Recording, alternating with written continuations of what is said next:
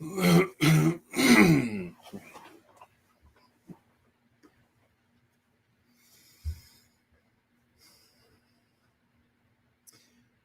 everybody, Matt with Copper Out Coins, and I just decided that I was going to try something we tried a few weeks ago, and that is do kind of a after hunt stream where we look at the potential DDOs that exist on many of the coins that we discard during the course of a box hunt.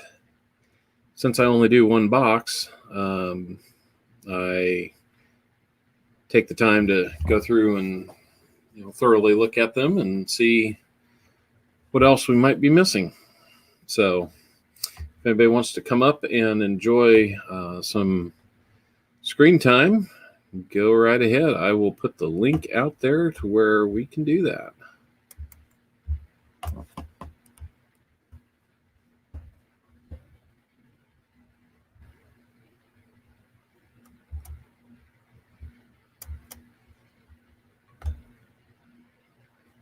There we go. Doesn't look like we have anybody watching right now. That's okay.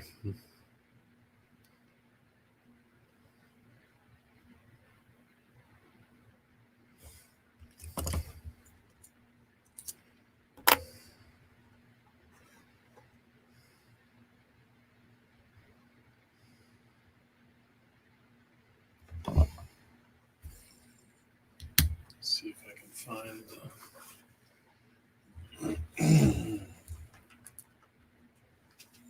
cheat sheet for this.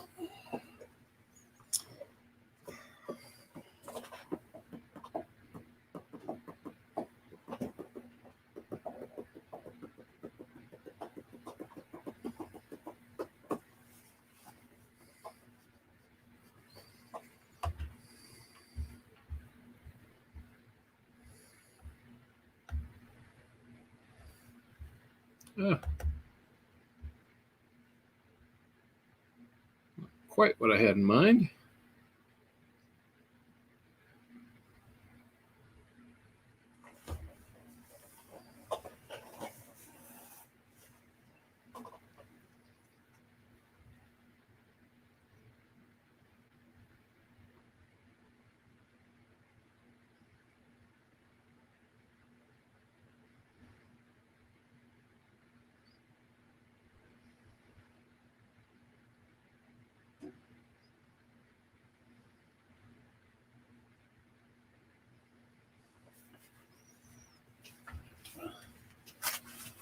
Charge the watch up again. Just a second.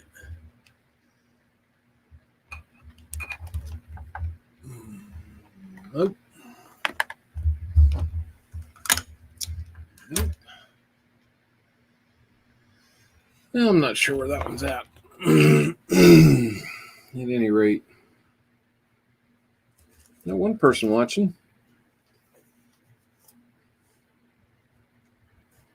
Anyhow, give me just a second. I'm looking for a piece of paper here to help me out. Hey, WarMachine. Good to see you again. Just getting started, WarMachine. So, haven't found anything yet. Well, just have to go off memory here.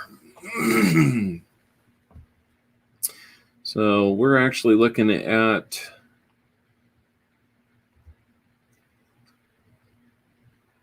Walker Magnets. First coin. Sorry. A little tired. Not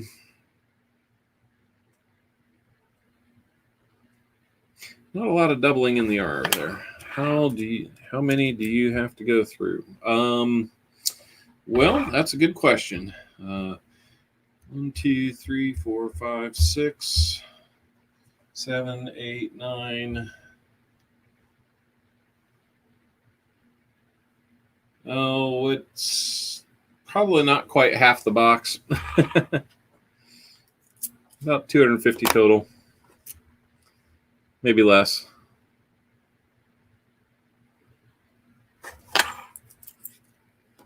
So some of these are going to be yours.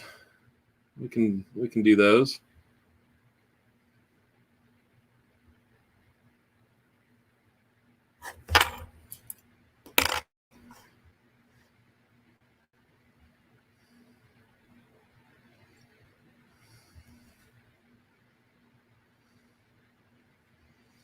Almost hard to tell when they're clean.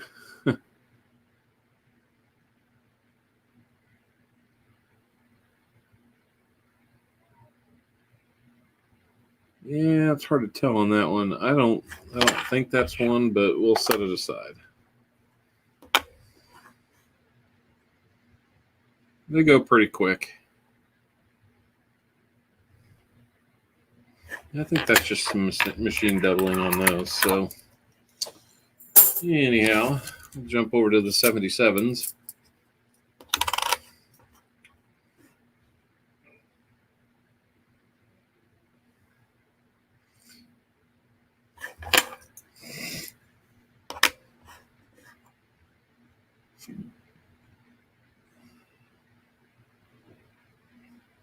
It's the 71s that take the most time. That's by far more than half of everything is a 71D, and the 72Ds go pretty quick because you're just looking at the no FG. It's easy to spot. So not too bad a deal. Should see thickness in the R and some doubling in the S and U.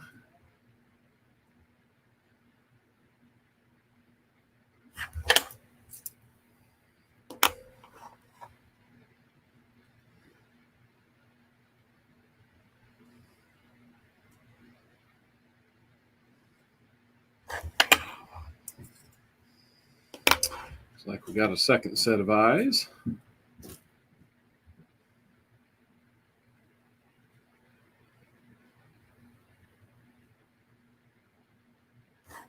That one's a little bit interesting as well. You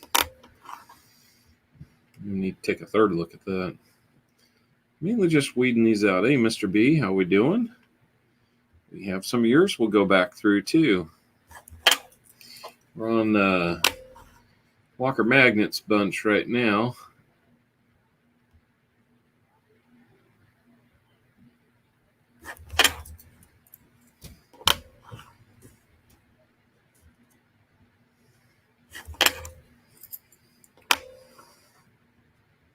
How are we doing tonight, gentlemen?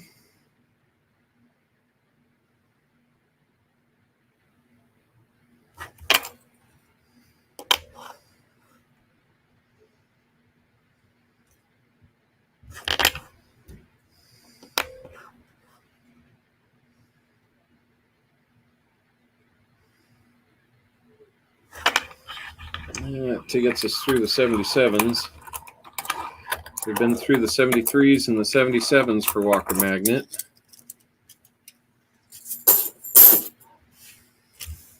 We'll go through some 72s. Every now and then we get a nice DDO. Not sure if it's complete payoff as we might like it to be, but it's fun. It definitely helps train the eye to see what we're looking for. That one might have a little something to it. So a lot of machine doubling out there. Hey, Slick One.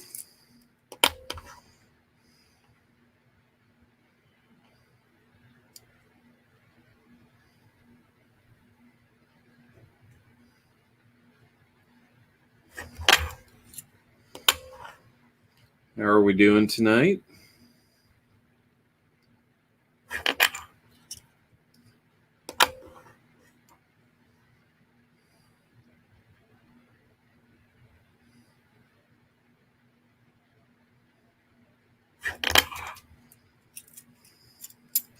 Feeds his meticulous brain. It also lets me get them turned back in on time, so I can come back and do another. But I'll appreciate your time as well, Mrs. Owl.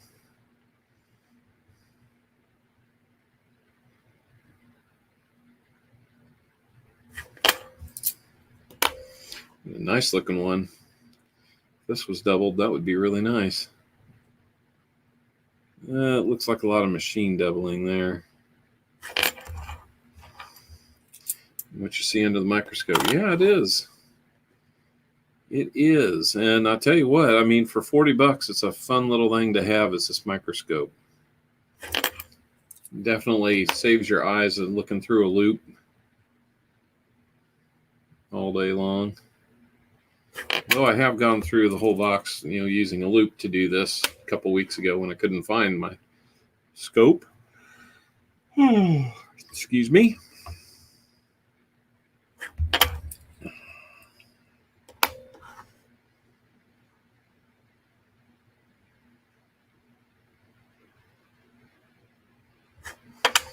Toys. That's right. I know that looks like there's something there on that S and all, but I think that is just wear and tear.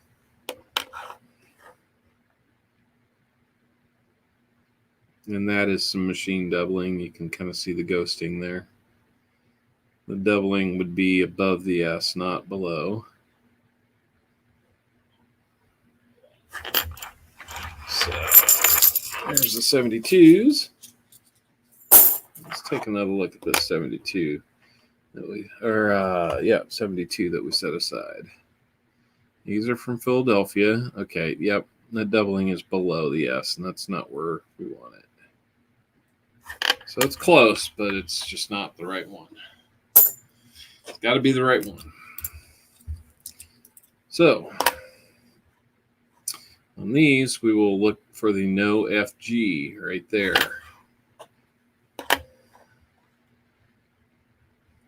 And I mean, I know that looks like it's weak, but it's still there. So we gotta be sure and look real carefully at that. I mean, it's got to have no FG.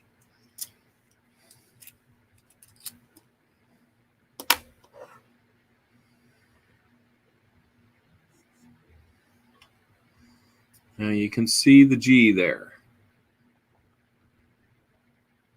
So unfortunately, yeah, that looks like it's pretty close, but there's still a G.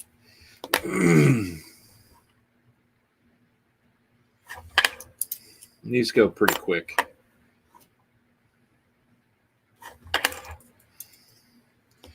No FGs are pretty quick to go through. It's kind of there or it isn't.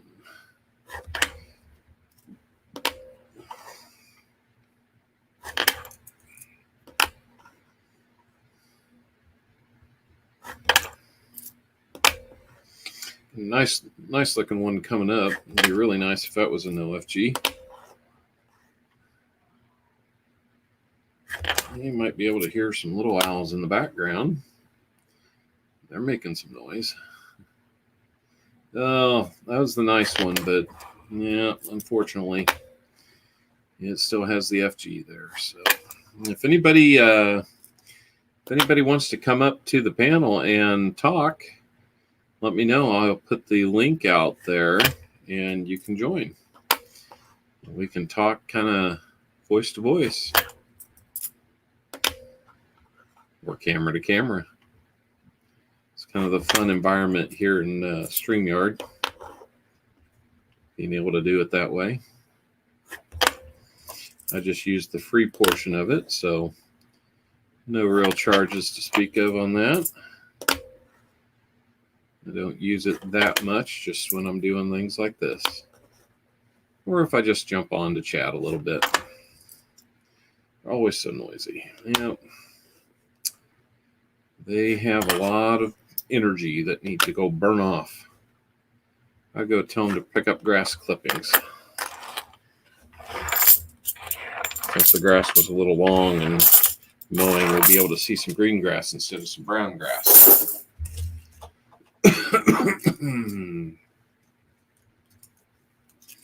Still working on getting past that. Nope, not me. Yeah, I didn't figure so.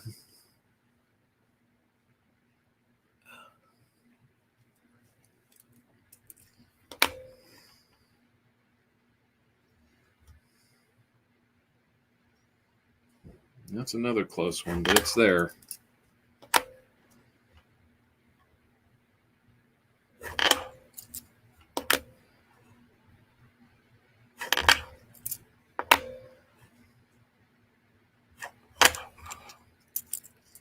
Shine, I like to lurk in the background.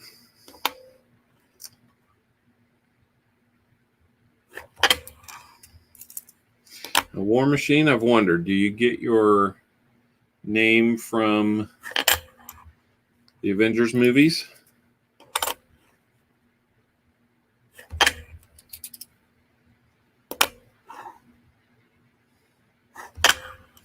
Oh, you can feel free to chit and chat in the chat, no problem.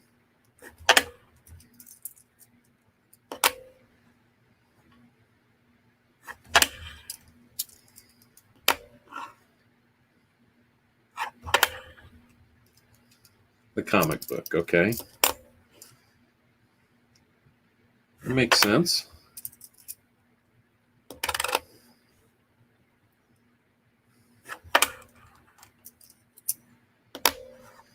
Hey, Seaweed, good to see you. Congratulations to Seaweed on getting out and doing one of his first of hopefully many streams to come. I know he's been working hard on getting things set up and learning what he can here real quick like. And he's been doing a real good job. So shopping for new coins, and I keep filling my carts and then whittling them down to nothing. Any tips? Mr. B, are you talking about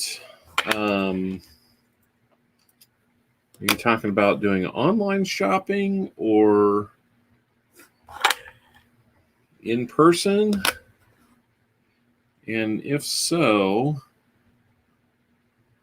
well, let's just start there. See what you got to say. Online, okay. Do you mind if I ask where you're shopping? Or what site?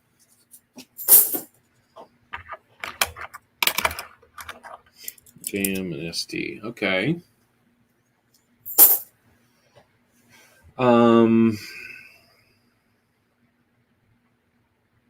So I guess my question to you would be, what are you looking for that you're filling your cart? And then what is it that causes you to whittle them down? What is your thought process on something like that? Are you looking for a particular type of coin? Are you looking for a particular year?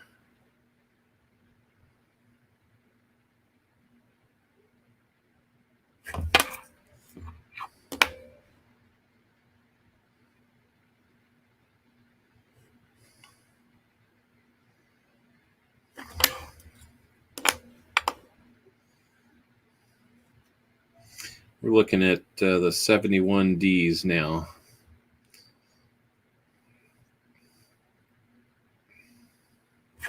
Tell us a little more about what you're looking for there and what decisions you're making there. I'd be interested to kind of hear what leads you to pick a coin and then to discard it.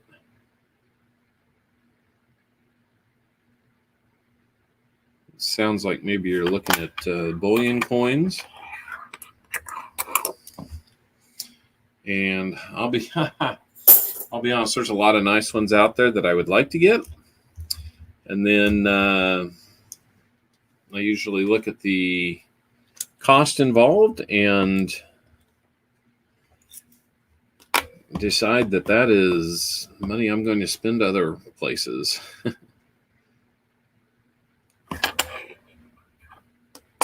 view coins with interesting animals or designs. Okay. So that's what you're looking for. So what leads you to discard them?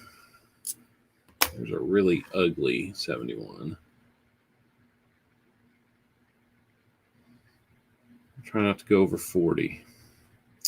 Yeah, that right there will be a challenge. There's definitely some out there that you can do that with. There's plenty of them under $40. The thing you got to remember when you get into buying from some of these sites is you need to see at what point do they offer you no cost shipping. Some of them you have to spend at least $100 at to be able to qualify for that. Some allow it to be a little bit less, but might charge a little more for the coins. So there would be a balance there that I think, each person has to kind of determine for themselves where their threshold is for making a purchase like that. But you can get some really nice, like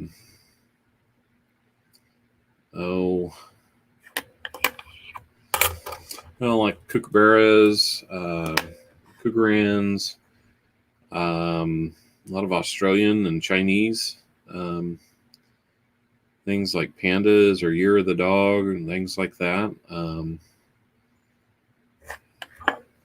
There's some nice things out there.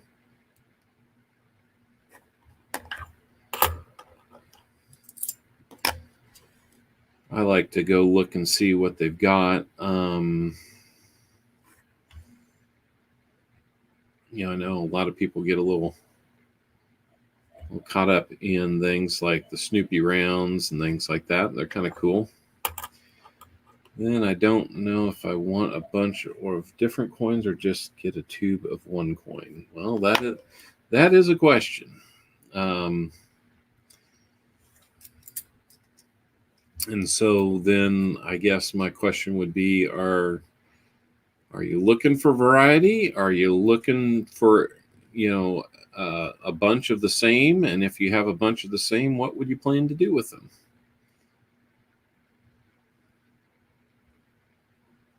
I would definitely, if I was getting a bunch of the same, I would have to be looking at maybe auctioning them off, maybe using them as giveaways if I were charging a little bit more for coin roll hunts.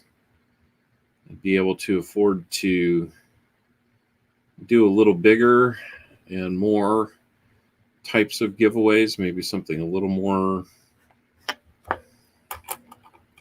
don't know, a little more extravagant than constitutional silver. I really like constitutional silver, though. I don't own a lot of bullion, although I've been thinking about ways to try to make that a little more possible.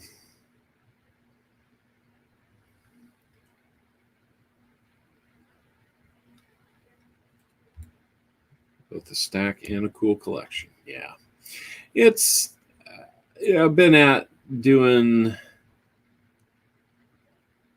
at least, researching and investigating and doing all that kind of stuff now for a little over a year. And there's definitely cool stuff out there no matter which way you go.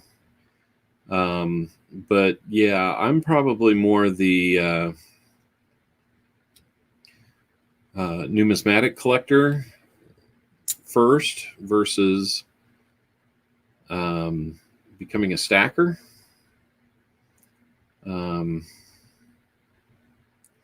Can be a little challenging to do both at the same time, but there's really no reason why you can't. I'd say the only thing limiting you there would be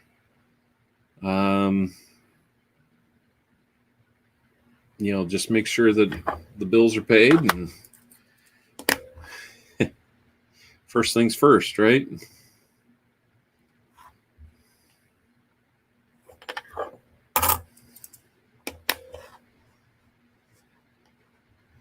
I would hate to see anybody get too deeply into debt to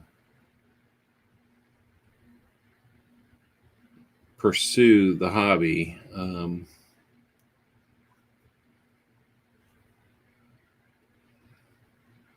It's nice to have, but still got to pay the bills.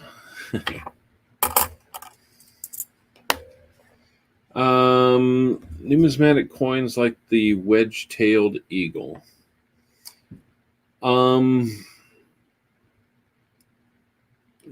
I guess I consider, I could be wrong. I consider the numismatic coins to be more of the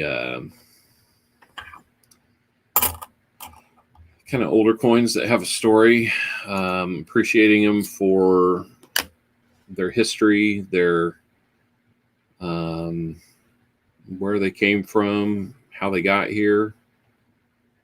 There's semi-numismatic. That's a good question. I don't know that I'm familiar with that term.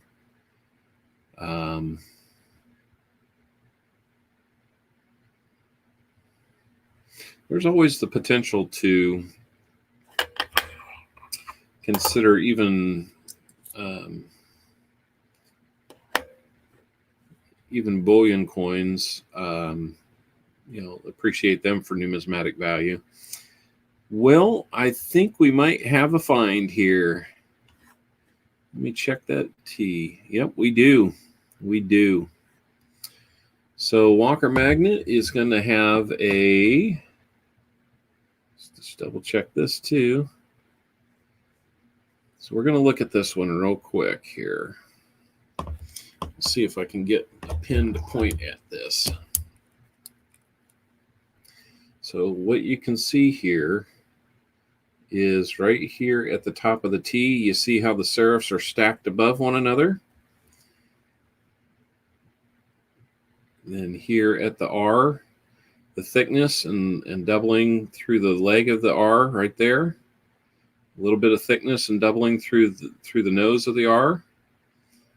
The S has thickness to it that it wouldn't normally have. You can see almost a little bit of a split right there. You can see the doubling in the T, in the serifs of the T. And then one of the other signs is when you look at the T in Liberty, the serifs over here will almost look like they're tripled or split. And then this looks like it has a little split to the end of it too. So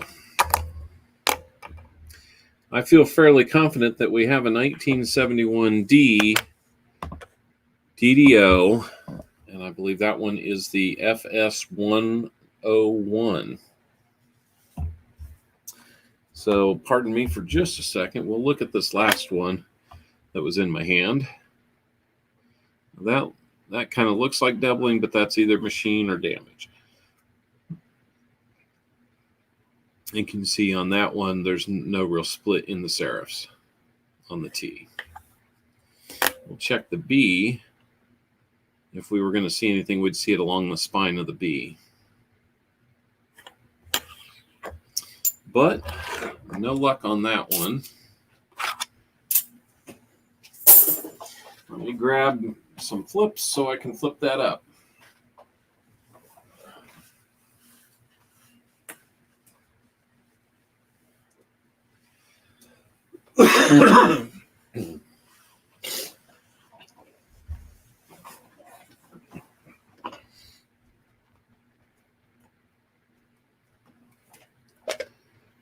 All right.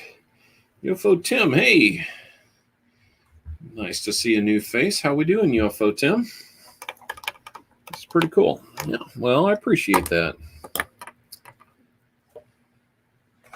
So if you're going to get into doing something like this, I would highly suggest the microscope, of course.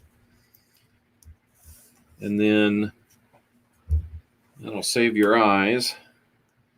And then some cardboard flips of various sizes, depending on what you want to hunt. And then I went and got what's known as a flat stapler. Mr. B, the term double DDO is a doubled die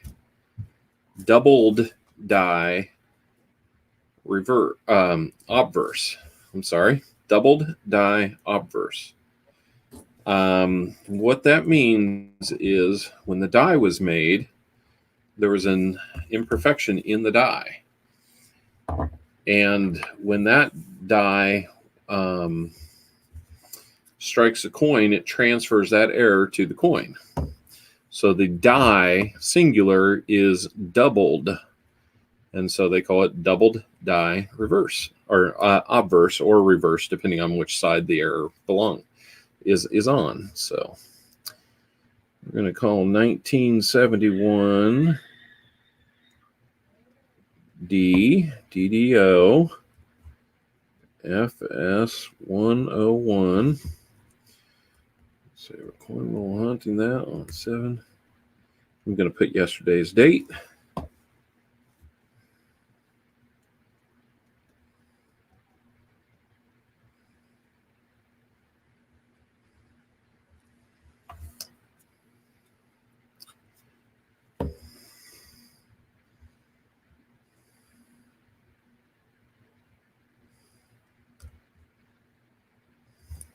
All right. So you can see here what we do with those. Ugh, my orientation is all backwards when I get on here. So there we go. We will send that to Walker Magnet. And we'll increase our stream totals to include at least one DDO at this point. So maybe we'll find more. It has happened. The back got stamped twice. So let's see. Okay, do okay. Working outside in the heat all day. Well, come on inside and watch us do the coin thing. UFO Tim. Mr. B, the back got stamped twice. So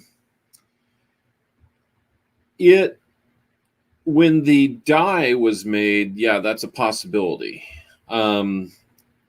It's not that it necessarily hit the coin twice, but you know the error belongs on the die itself, and so it hits that coin once and transfers that. That's why when you look for a double die, you know, let's just say that this is what you're looking for in a properly struck coin. And sometimes you'll see a notch or more thickness like this when you see a double die. That's why we saw two serifs, one above each other. It kind of looked like that. Well, extra thickness or doubling will look like that, or it might be offset or something like that. When we see something like this with what looks like a shadow or maybe just a little bit of metal that is not of the same depth as the original, then that is most likely what we would call machine doubling. So it looks like doubling, but it's a really different type of doubling and not what most people are looking for. Let me see if I can find a link to send you.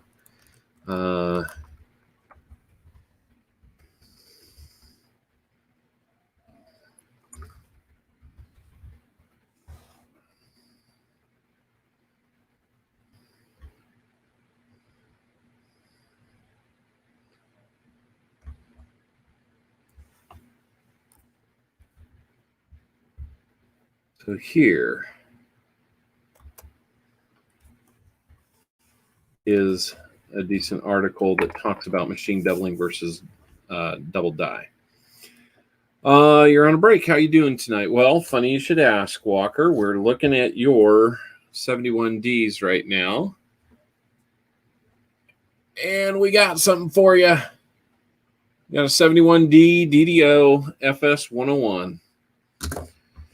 We will send that to you.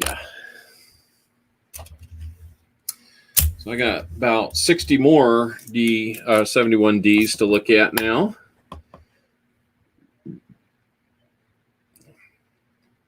Now here's a good example of machine doubling.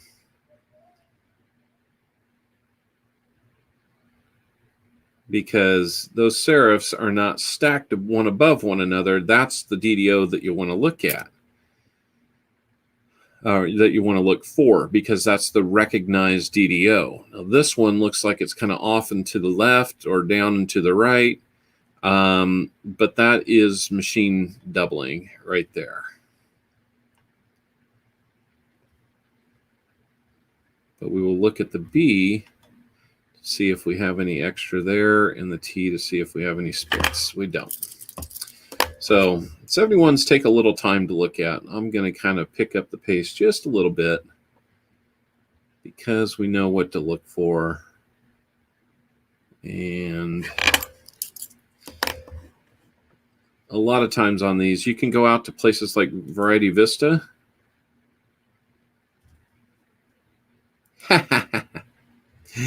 Not a problem, WarMachine. I won a couple things last week, so I'm good.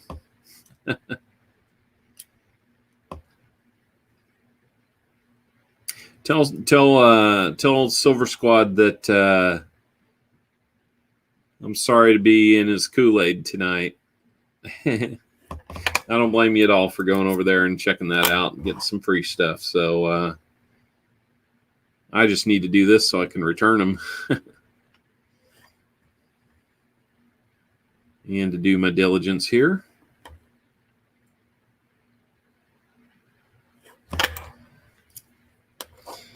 So Mr. B, the things that we need to see, for members only.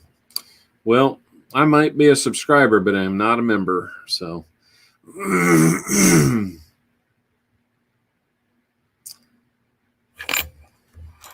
And that's just a choice.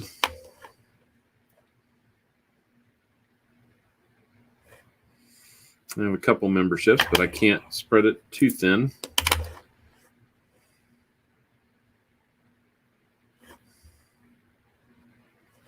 So I think what I was saying, Mr. B, is that when we look for these, yeah, you can find doubling, but you also want to find the clear markers that come with a variety so that you can see. Sometimes it's a little die chip.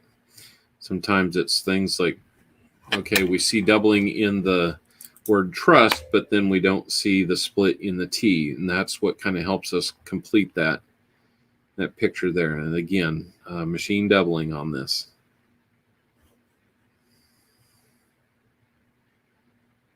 And a lot of what's hard is that T is right there in the ring where the coin machine might flatten that edge and kind of take that doubled serif away and make it much harder to tell. The ring of death kind of gets you sometimes. Now, this would be a really nice one to have doubling on, but I don't see it. Yep. Split serifs are the key. They are kind of your confirmation, just like the 74D DDO. That one you should fairly easily be able to see it in the R and in the serif on the 4. The confirmation can then be on the T, where there would be extra metal to the right of the stem on the T. So that's how we double check those.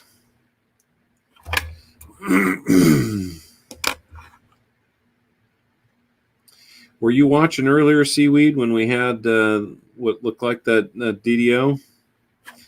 I think it was pretty clear.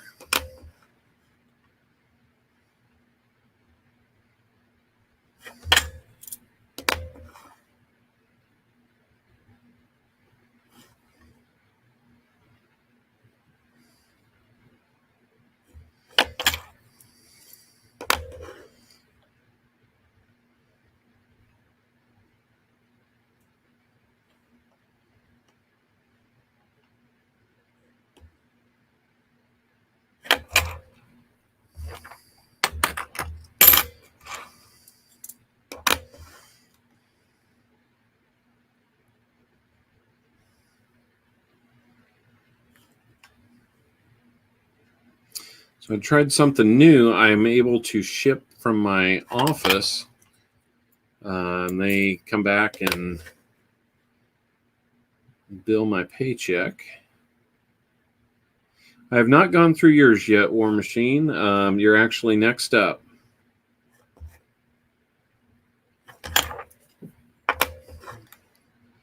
Got about 40 more of these to go through. If I can keep this pace up, we'll be there before you know it.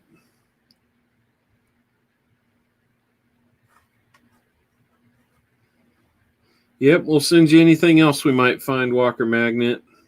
Congratulations on the one find already. I had a feeling we'd find a DDO for Walker Magnet.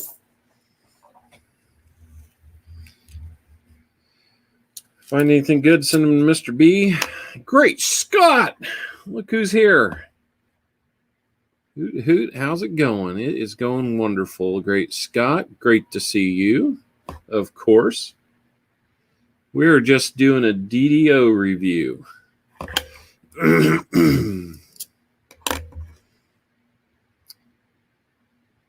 I will do that, WarMachine. That is very generous of you.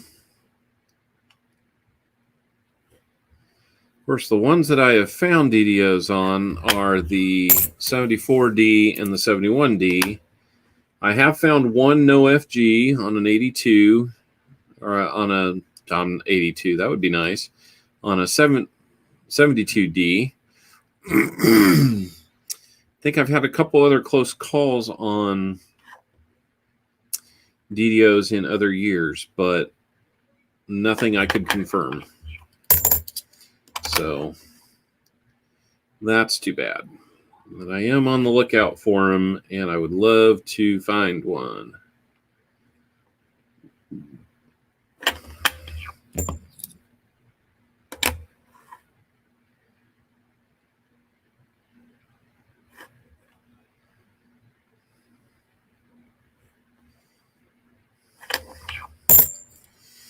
Is everybody going to watch the Olympics coming up later this week?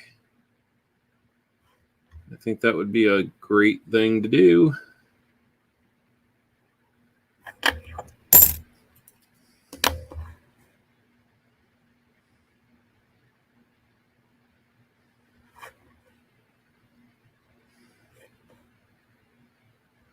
I know we're looking forward to it. Always remember a lot of summers doing that. Of course, we had to wait an extra summer for this one.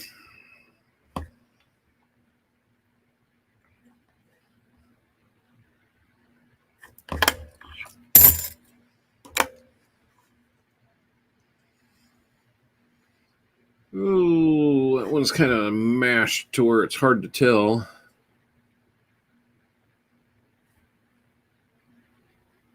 Nope. Not to be.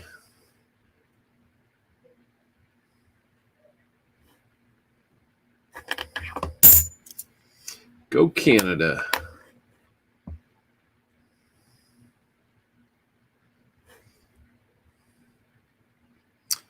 I saw, I don't know how recent it was, but a couple years ago, you guys had a pretty fast sprinter. I think he came in third to Usain Bolt. That's not too bad. Usain Bolt's just insanely fast.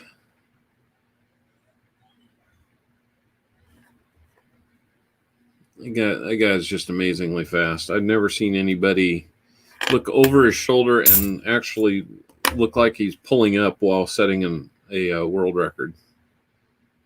That's just weird.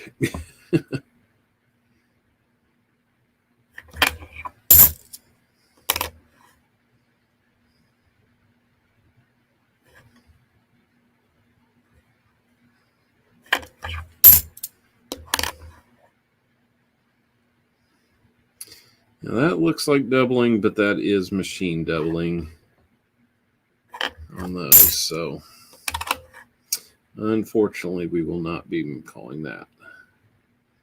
And again, not really one above the other like we want to see. Seaweed, will you be streaming again someday soon? I might have missed it if you announced anything.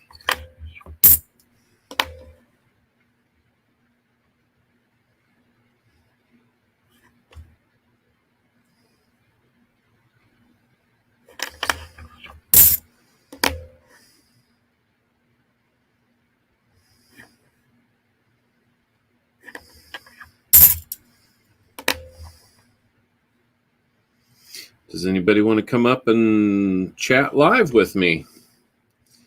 Last time we did that, American Eagle Hoarder came up. It was a good little meeting. It was late night, but it was good.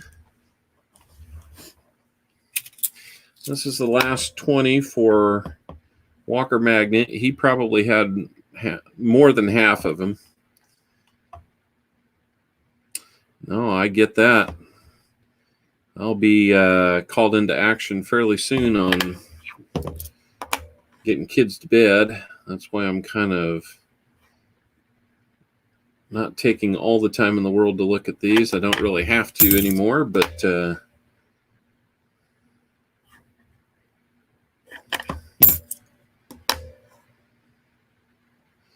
plan for the first week in August. That's my son. Okay. That sounds very cool.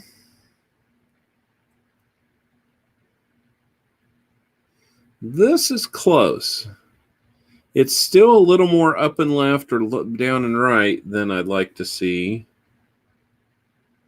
And I don't see the split on the serif. So that's a good example of one being pretty darn close, but the other markers are not there.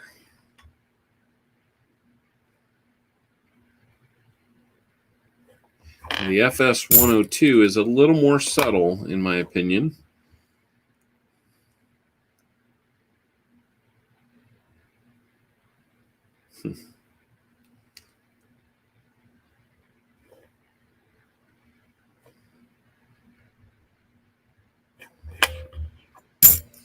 Well, I will watch for that first week of August then. Are you planning to do a box of anything or a little show and tell? What do you got planned for that?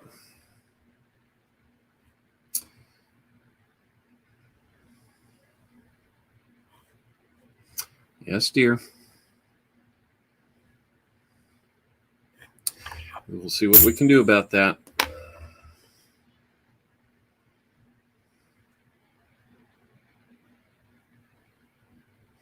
Well, Seaweed, let me help you there. It really is very easy. I'm going to put a link in the chat. All you have to do is click it.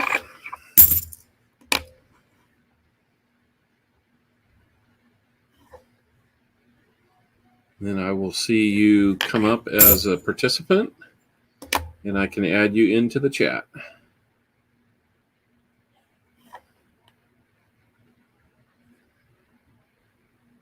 Gotta find that bee.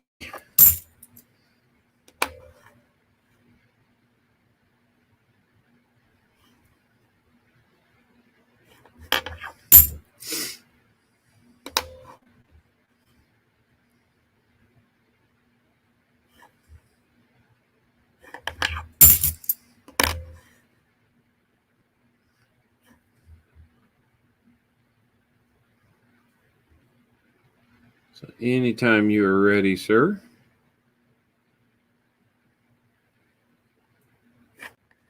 And there he is.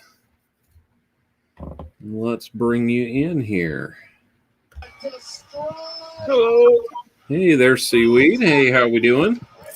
The big bad bearded beast. The beast from the Northeast? The beast from the east, yeah.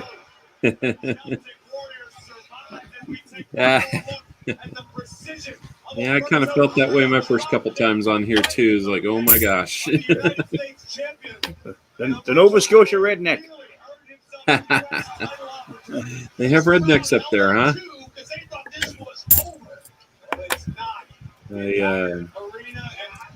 I watch or I listen in on. I don't know if you know Ida Herring's stream most mornings, but they've got a couple of I'm guessing Canadian fellows up there, Big Red, and I don't know where Chief Stacker's from, but Big Red Bullion's up there, and he's got a Canadian flag in his logo, so kind of cool stuff. You get to hear all about that. So, yes, I watch Big Red Bullion's videos all the time. okay. Yeah. He does some pouring too, doesn't he?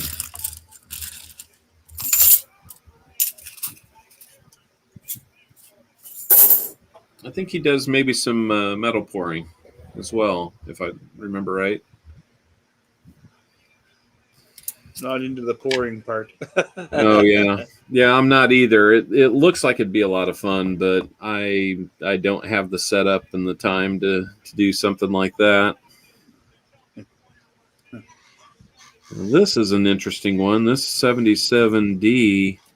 You can see a little bit on the S, on the bottom leg of the S there. That I don't know that that's what we're looking for, because the R should have some thickness in its diagonal leg there too, and we don't see that. So I'll at least hold that one to the side and do a little more research on that one. Voice is coming in a little behind, eh? Yeah, a little bit. That's okay.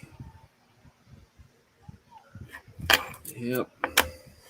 So we're looking at WarMachine, if he's still here. WarMachine, these are your 77Ds that we're looking through.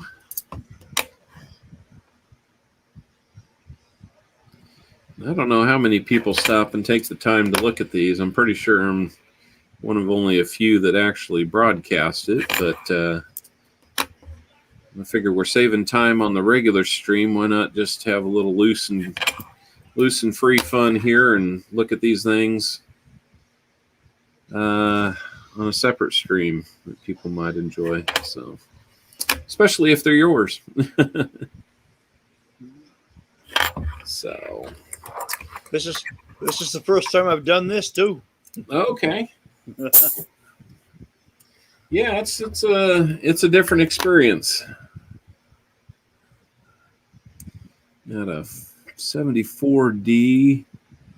Don't see anything on that serif, and the R is not what we want, and the T doesn't have the extra thickness. So. Looks like some Ring of Death on that one. A little bit. So, got a couple 73s that escaped the stream yesterday that we wanted to take another look at, because my screen is kind of small when I look at these. And so I just like to take a second look and make sure. I do have a magnified screen that I can change to, but a lot of times that slows down the stream a little bit, and I'm already running long for having only one box. So do you, what are you planning to look through boxes of Canadian coins, or what do you, what plans do you have? My plans are to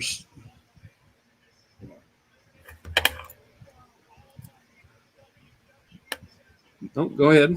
My plans are to start with nickels for now, Canadian nickels. Okay. I don't usually buy the box. What I usually do is go to two different banks, and I'll buy like 25 rolls from one bank and 25 rolls from the other bank. Now, here in Canada, we don't usually get machine wrapped rolls because of the Royal Canadian Mint likes to use the recycle program and gets all the good nickel. So what I do is I buy customer wrap rolls and catch it before it gets to their machines. Okay. So I'll go to one bank for 25, and then I'll go to another bank for 25, and I'll still have the 50 rolls. So what I do is I hunt customer wrap rolls mostly. Okay. Well, those can be really good too because, as we all know, not everybody takes time to look at what they're doing before they wrap them up and send them back to the bank. I'll tell you this: the last time I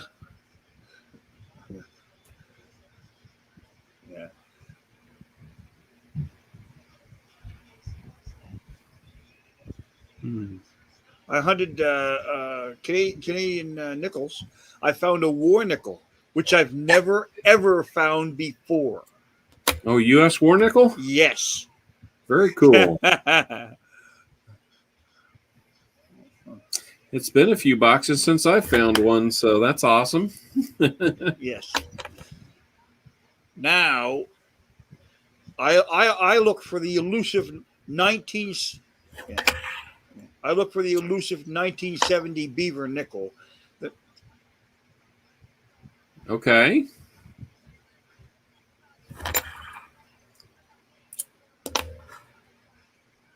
That sounds like it's pretty good challenge. A little over 5 million made. Okay. I've hunted probably 11,000 nickel so far, and I own I own 3. Wow. That's pretty nice. What being a little more rare, what kind of value do those have on them in here in Canada? Here in Canada,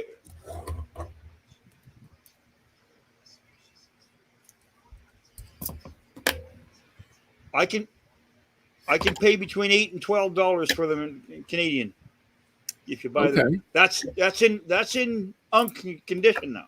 That's in at least unk. Okay. That sounds like a pretty good trade-off.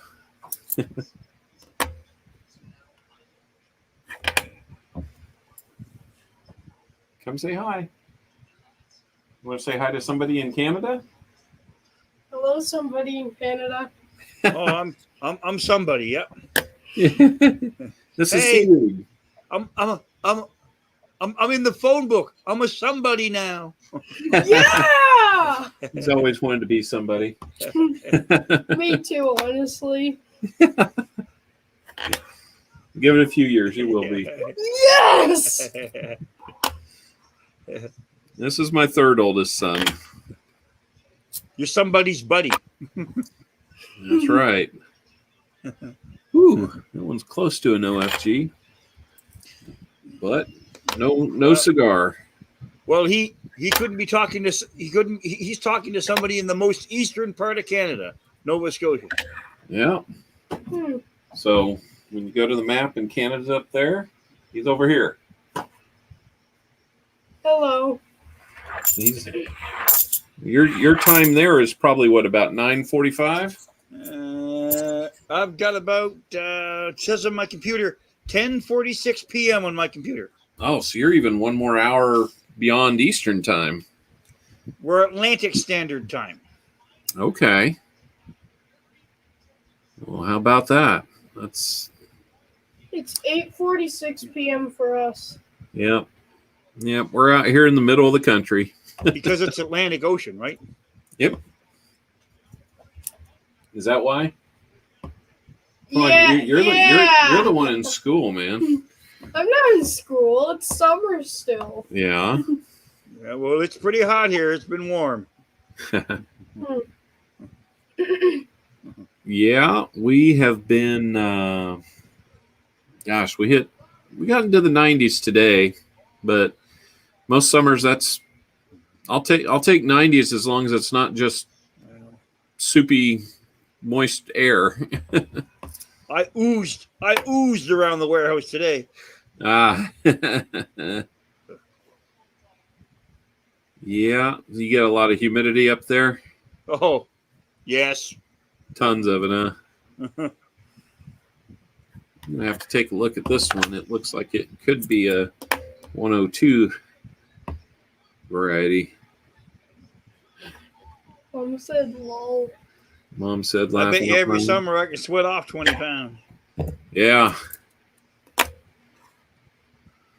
actually have to change how I eat during the summer. It's just, heavy stuff just feels like it's a rock on me. How many people are watching? We've got 4 people watching. 5. Well, now there's you. Yes, you're watching, but you need to go log into my stream so I can get some hours out of you. Are you trying to plug your stream to someone who's here in person? Why, yes, I am. Interesting. See, that one looks like it's got a little double on it, but I'm just not sure. If I'm not sure, I move on. When you're not. Yeah, my first name Copper is Colin. You know, Colin, if that's yeah. more comfortable to you too. Doesn't matter to me. You should. That'll be fine too. I just go by screen names mostly. Hey, Dad. Yeah, well, Mr. B what? from last night. It is Mr. B from last night. one of the reasons why I switched to a screen name instead of my real name is because my son gave me that suggestion, so I figured I better do that. Yeah. I did the same when I first started off on this. I was just under my own personal account, but then I got to looking at maybe doing exactly what I'm doing, and I thought, no, it might pay to just have a not an alter ego, but just a an alias, I guess. That one's kind of red. Yep, somebody put some red on that one. What happened? What happened here? Looks like somebody took a marker to it. Cliff, my son will be here to help me with the first couple of live streams. Okay. Yeah, it looked like he was helping you out quite a bit. Well, he's.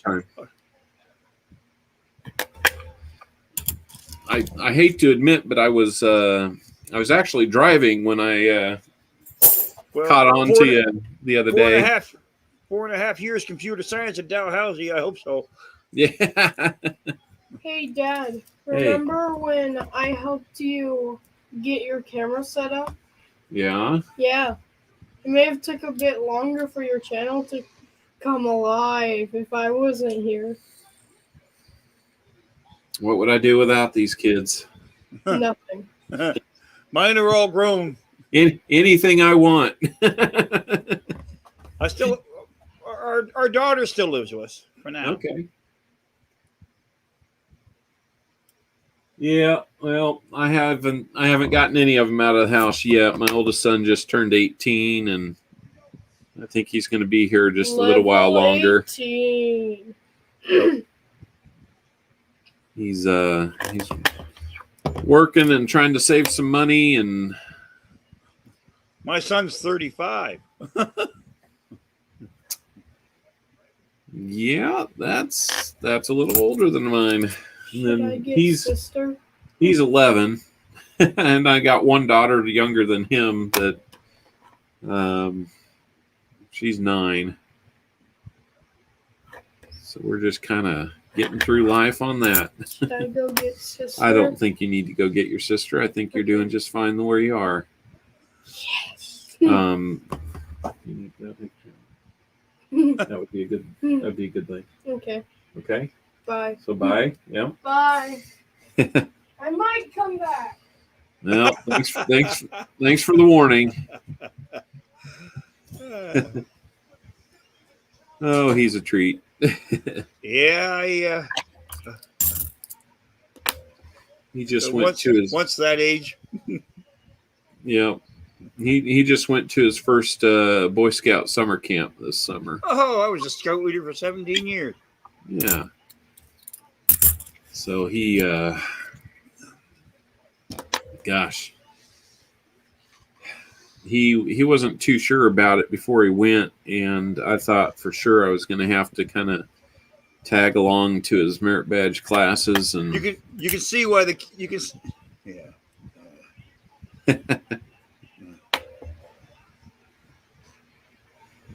yeah, but he did just fine on his own. You can see why the kids called me Baloo, the bear. Sure can. So, Mr. B says it's been raining all month in New England. You two must not be too far apart.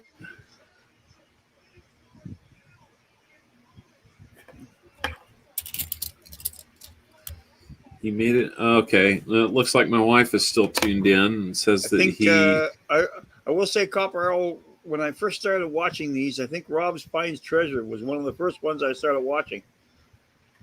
And then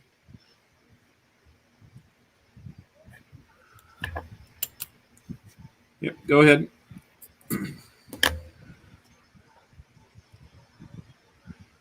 I just didn't realize how many people were on. Holy smokes.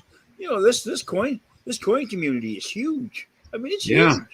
I was absolutely shocked because the coin club that I'm a member of only has 70 members, for Pete's sakes, you know. I mean,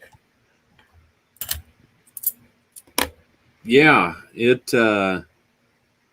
I kind of blame Rob myself for getting me going on this, but between Rob and Ravenhawk Coins, he's got a nice one.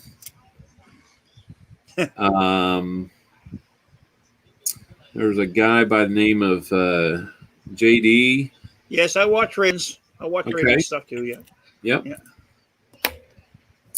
Then JD used to have one called JD's, I forget the exact name of it, Variety Channel, I think. And of course, he goes by the name Treasure Quest now. Yeah. I've subbed just about everybody around now. Yeah. Everybody comes up in chat, I sub everybody. I just sub them anyway. Yep. That's good. Well, I have definitely gone out and subbed yours as well. So when you come up with something, then it'll let me know. Yeah, I'm up to 35. I think the last time I looked. It's kind of exciting to see that number grow initially, isn't it? Well, if I get to 50 before I get a chance to do my own live stream, I'll let somebody do a chat or do a giveaway for me on their live stream, and I'll send them the stuff. Okay. Because I've got some Canadian nickels here. I think somebody might be interested in. Oh, that'd be really cool. That would be a really good idea. You never know. I mean, that first 50 can go pretty quick. That's as long as some people are interested in Canadian nickels, you know. Yeah. No, I would say Canadian stuff is probably second favorite items. The strong part of my collection, Copper Owl, is Canadian 50-cent pieces. Okay. I have every single Canadian 50-cent piece from 1937 to 2021. I have them all, including the varieties, except for one. No kidding. There are 4 varieties of the 1947. One of them is a $1,400 coin. Ooh. So I don't think I'll fill that one in for a while yet. Not until you become rich from having a stream, right? Yeah. At the Coin Club, when they looked at my 50-cent piece collection, the word was that was one of the best medium grade 50-cent pieces collection that they had seen in probably 30 or 40 years. Oh, wow. Oh, that's some high praise. That's awesome.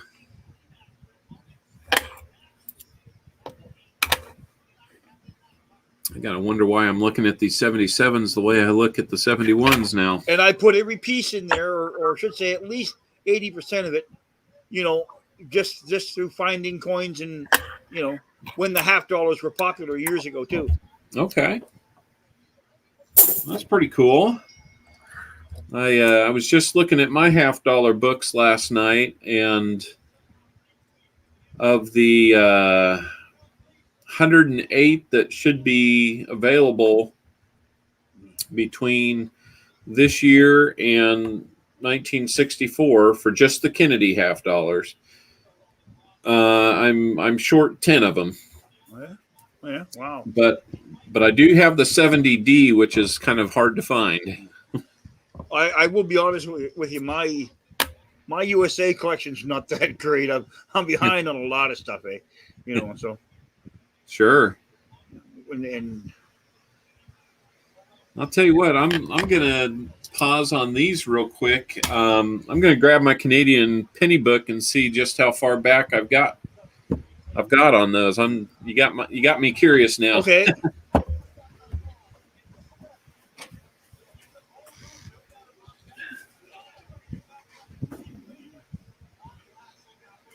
Well, the smallest cent starts at 1920, so. Yep.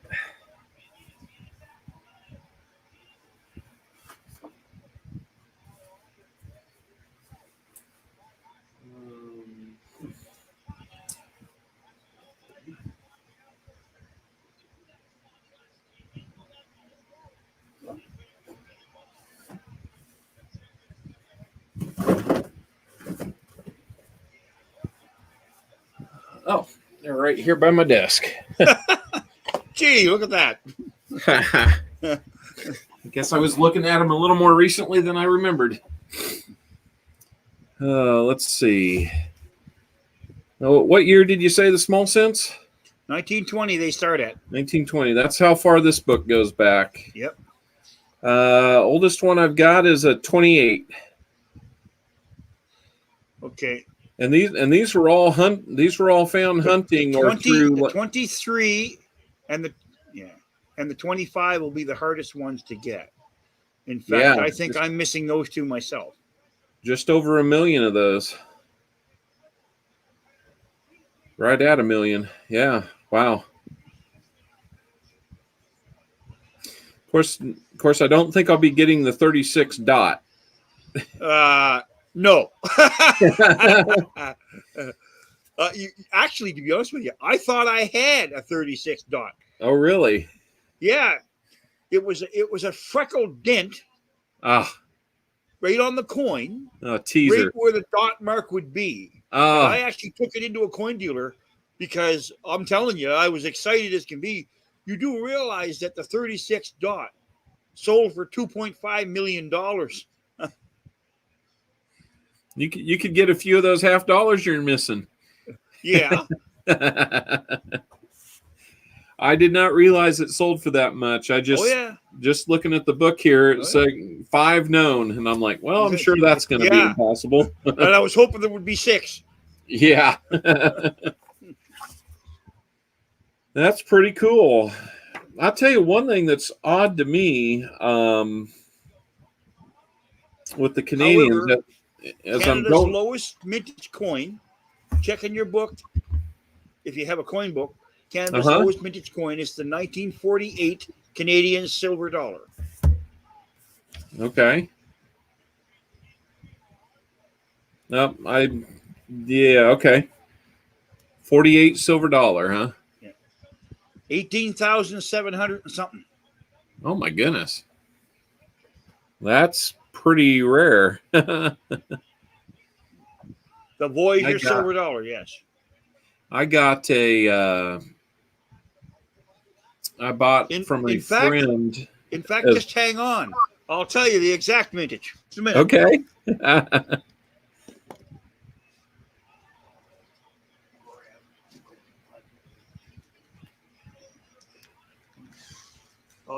I'll just grab my coin Bible here. This is the book I use when Pa is hunting his pennies. This is called Coins of Canada, and it's by J.A. Haxby. We call them Haxbys for short. Okay. It's the 39th edition, 2021, the newest one possible.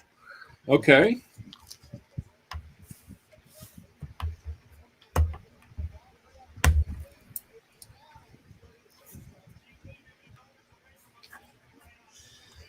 So just a minute here, I'll look this up and I'll give you the mintage of the. I got to grab my magnifying glass here. I'm getting blind in my old age. I really like your older cents. They got a nice Okay. look in the back. The mintage on the exact mintage on the 1948 silver dollar is 18,780. And That's not many. in F12 condition, it's $1,100. In F12. Yes. Well, that should be doable. However, that's not our most expensive coin. No.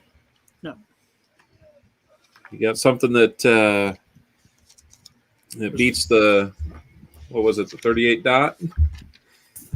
Oh, I don't know if it'll be 36 38 dot. 36 dot. The 36 dot. However, let me just check here.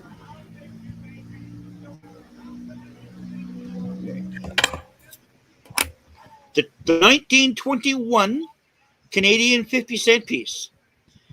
The mintage level is 206,398, and in VG8 condition, it's $65,000. Holy moly. So, what year did you say that was again? 1921 1921. Canadian 50-cent piece. Okay. I'm guessing that one's on your list to find. Yeah, right. Put it this way, I've been collecting for 50 plus years and I've never seen one in a collection. Yeah. Wow.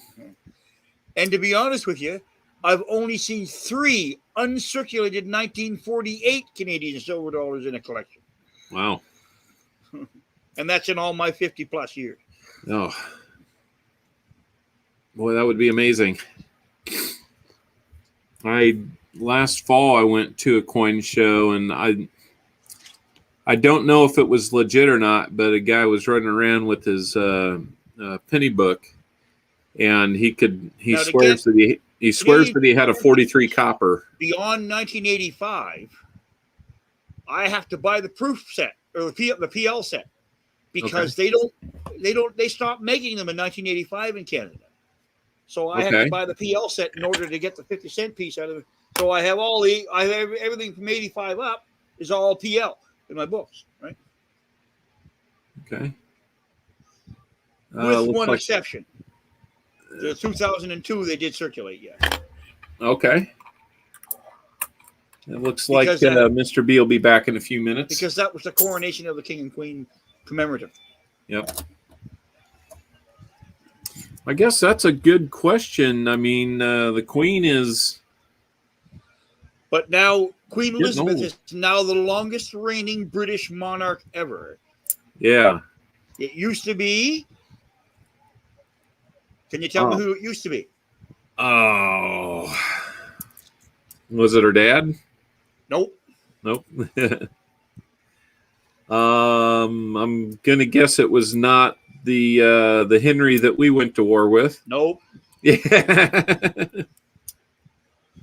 I'm going to have to give up. Let's just put it this way. Queen Elizabeth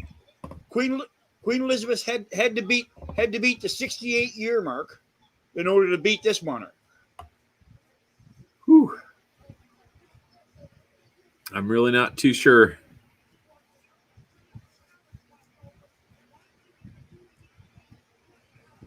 Queen Victoria. She was the longest reigning British monarch at the time until she was beaten by Queen Elizabeth. Queen Elizabeth, huh? Oh, Garrett C. knew. He said Victoria. Looks like Archaeology Mikey's getting some grilled cheeseburgers and basil fries. Nice. Yep. I'm hungry again. That would be correct if somebody said Victoria. Yeah. No. If you look in the chat, Garrett C. got it. Here's a question for you. Since I like hunting nickels, how many people out there know their Canadian stuff? What is the first year? What is the first year of the beaver on the nickel? What is the first year they made the beaver on the nickel? First year beaver on the nickel. Okay, I'm gonna see if I can cheat a little bit. No cheating. No, I got a tube of nickels, and one of them's a little funky in the middle, so I'm gonna see if it goes beyond that. Yeah, I got a little bit. Not too many. Let's see. I'll give you a hint. It was a King George nickel. Yes, it was a King George. A King George VI nickel. Okay. Well, I've got a 1942 here, and there's still a beaver on it. That's correct. I have a 1944 that has a big V on the back. Yep. Keep going lower. Yep. Lower. That's the oldest one I got. It's the 42.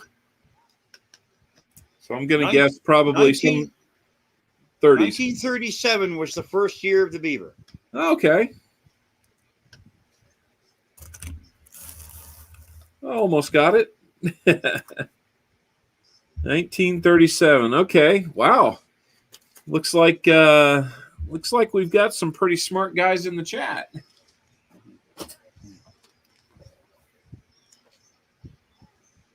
Garrett knew it was in the 30s. Muscle Shell said 37, and Archaeology Mikey knew 37 as well. There you go. See? Wow. That is pretty cool that these guys know it. Do you have a Victory nickel, Copper Owl? You have a Canadian Victory nickel, the one with the V on it? The 44, yeah. Yes. Yep. On the obverse side, the side with the king, you'll see dots and dashes. You'll see. Okay, flip your coin over, and you'll see on the obverse, the one with the side with the king, you'll see little dots and dashes. Do you see dots and dashes going around? Let me get this one out. Maybe it's on the obverse side. Just a minute. Okay, I think I see dots and dashes around the rim on the reverse. On the reverse. Okay, there you go. Yeah. That's actually Morse code. Okay. Yes, that's actually Morse code. And that actually, that because it's a Victory nickel, that Morse code says we win when we work together. Very cool. I did not know that. Now, is this thing made of nickel or is it? I'm sorry. We win when we work willingly. Oh, okay. Well, that helps too.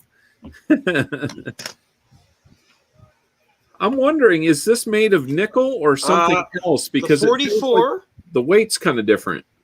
The 44, I should say, the 45V. Hang on a second here. I'll let you know. Yes, I'll let you know. Okay, it's chromium plated steel. Chromium plated steel, because during the war they had to use the nickel for the war effort, so they switched the nickels to steel. Okay, that's right. I think it was. I think a magnet had got it one. Yep. Oh, it'll stick to a magnet. Trust me. Yep.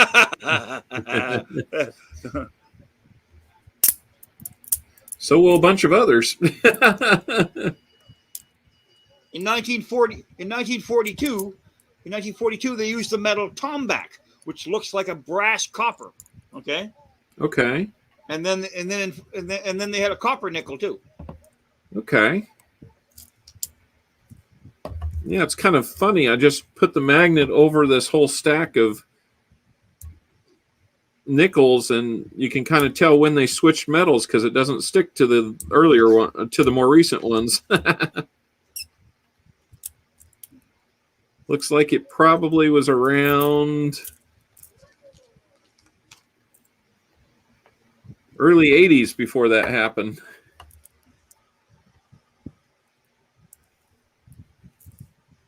About 80.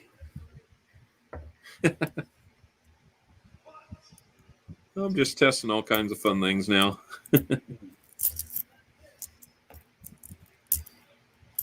So we had steel cents, and Canada had steel 5 centers. Yeah. That sounds like that's true. Yeah, I found this 44. I had bought a bunch of coins from an auction. Nickel, and they made a 42 copper. So there's a variety in those years. Yeah. That's a 42 nickel. There's a copper one that's a variety too. Okay. I have a couple extra coppers, but they're not cheap to get your hands on. No. I got the affordable one, huh? Yeah. Well, I was about $10, $12 a piece. I don't call that cheap for a nickel. Sure. It is if you can get it for a nickel. Oh man, that's good. I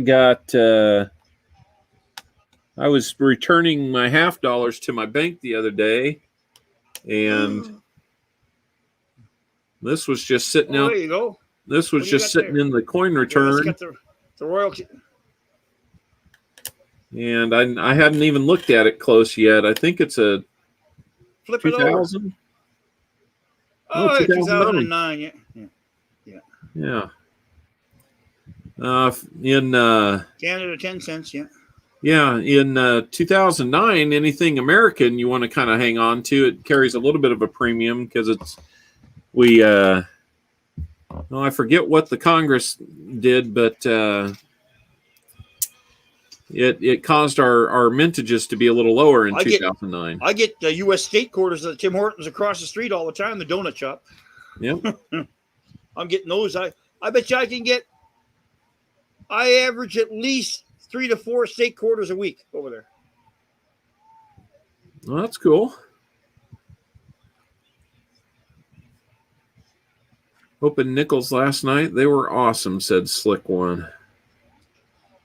Coinosaurus. Last time I was over there, the girl that I bribed because she looks for coins for me, she gave me a 1947 King George maple leaf nickel and a 1952 chrome.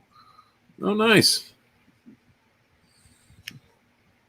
That sounds pretty cool. Coinosaurus Rex asked what we're doing. And, well, Coinosaurus, we started off looking at $50, and we're talking about Canadian money now. We got a special guest, Seaweed, here, who's starting his YouTube presence here fairly soon. He's done a few test runs that we were able to. Well, I don't know how special I am. But Oh, as long as your mom says you're special, you're special.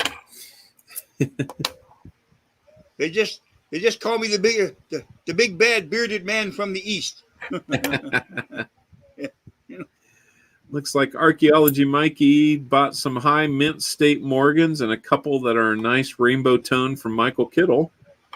That's pretty cool. I would love to get into some high mint state Morgans, but I just have not done something like that. Did you know that Canada actually had playing cards for money? Use playing cards for money? Yes. I did not know that. So what? How long ago was this? Well, this would have been long before I was born. I can tell you that. I don't know if this book has it because this would be probably early 1800s. Okay. Because I don't have the book that's in because that's in a paper money book. I do have a paper money book, but it's not in this one. Okay. Might be. I'll look. Maybe it is.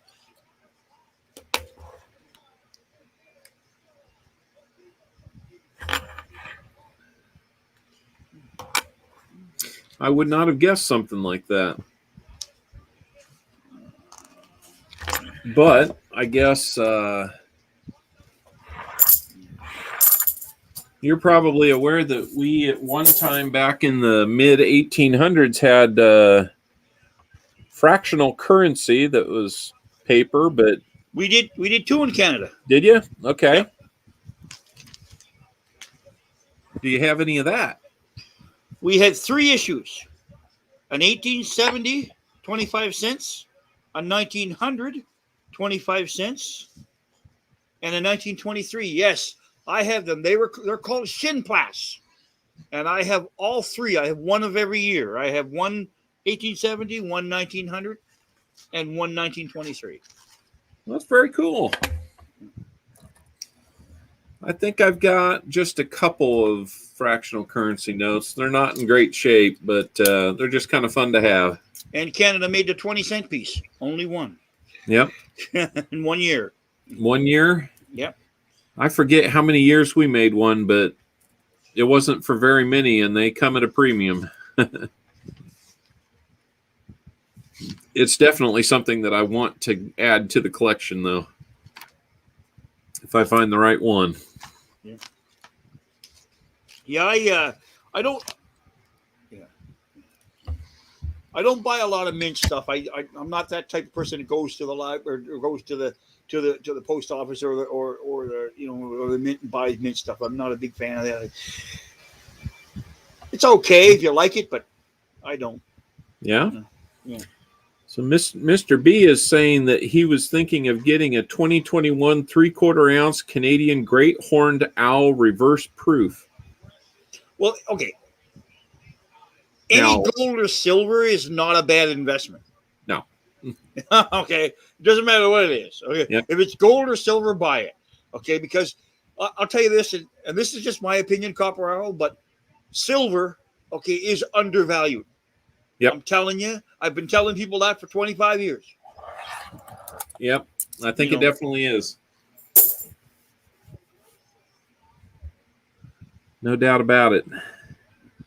I'm sitting on about 350, pieces of silver. Some round, some blocks, some not 999. Some are 80%. Some, Yep.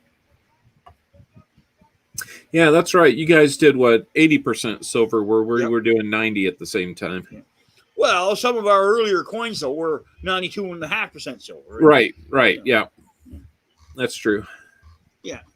Looks like Coinosaurus Rex has a 1918 Canadian 5 cent. 1918 Canadian 5 cent. Well, let me see. Yeah. What's the book tell you about a 1918 Canadian 5 cent?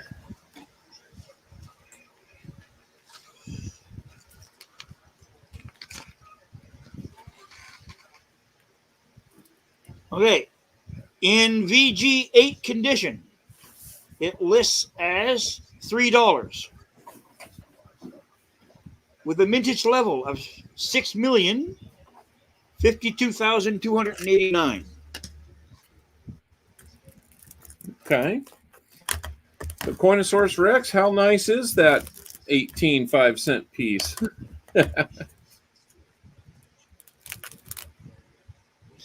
Now, however, you understand though, Copper Owl, that with this book, okay, when I quote a price, it's an average price. It's not exact price, okay?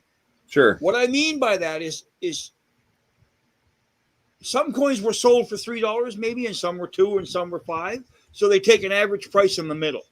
And that's what they base the grade and on, okay? Okay. There are better sources for coin prices here in Canada. We have a magazine we call the Trends magazine, okay? Uh-huh. It's a quarterly issue type magazine, okay? And they keep up with auctions and things like that. I don't do that because you have a tendency to have a big pile of magazines in your house that you can't get rid of, Uh-huh. So, but other than that, there you go. That's what I was going to use for my Seaweed coin logo, was that design. That design? I think that would look That's what I was great. going to use for my Seaweed. That's what I was great. Yeah. So I forgot that I had a 28. But now I have an 1864 Nova Scotia half cent that I was looking at too. Okay. So this is what? King 28 George. common. That's a KG5. Yep. Okay. Some of those 20s are common. Okay. The 25 is hard to get. The 23 is hard to get. The 26 bar 6. I don't even own one of those myself. There's a variety of the 6s. The 26 is regular, and there's a 26 Fire 6. We got this one. Oh, Queen Vic. Queen Vic. And that one. Okay, that's a large cent, is it? Is that an 1892 large cent? Yeah, it is. Looks like a large 1 cent. Yeah. Yep, 1892. That's a wide 9. That one. That's a variety. That's a wide 9. There's a wide 9 and a narrow 9. Okay. Okay. They're minted about the same, and they're not. One's not really a whole lot worth more than the other. Yeah. Okay. Wide 9. What does your book put a price on this one? That probably about $1.50. You Oh, probably really? buy that for a couple of dollars. Yeah. Okay. So I think whoever graded this had it at about a VF20. That particular date's quite common here. Okay. I can go to my coin dealer, and I can buy wheat pennies by the handful if I wanted to. Okay. Let's see what else we got here. This one was kind of interesting.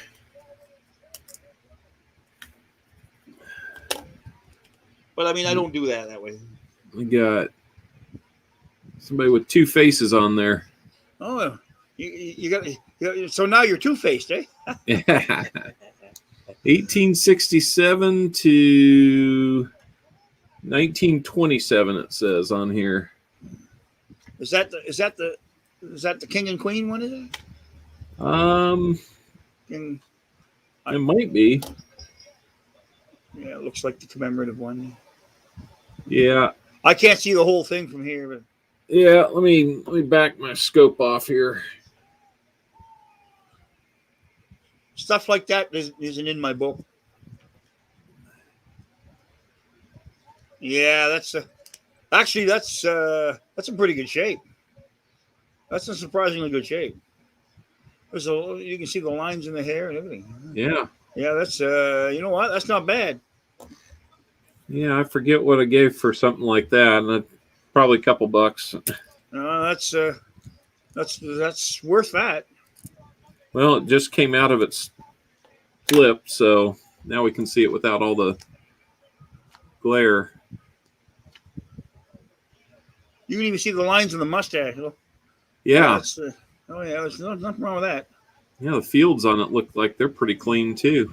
Oh yeah, they are. It's well struck too. Yeah, a lot of detail. A little bit of toning on it. Yeah. A lot of detail left in the crown and the shield.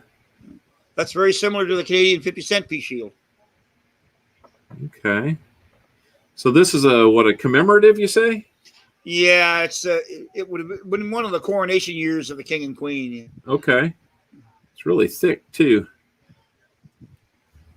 Okay. Yeah. So that doesn't hold a particularly high value being a commemorative piece. Actually, at the club, you might get $1.50, $2 for it. Maybe. Okay. It could go for more. I'm not real well versed in the commemorative stuff like that. Uh-huh. It looks like it is copper, so you got the copper value. Yeah. Let me get that out of it. Here's a fun one. Oh, there you go. Flip that over. Tell me what that It's is. a little one. There you go. There's a little 5-cent piece. 1901. Yep. Oh, we'll have some fun here with that one. Yeah. That's 92.5% silver. Oh, nice. I like that. I better shut up. It might not be.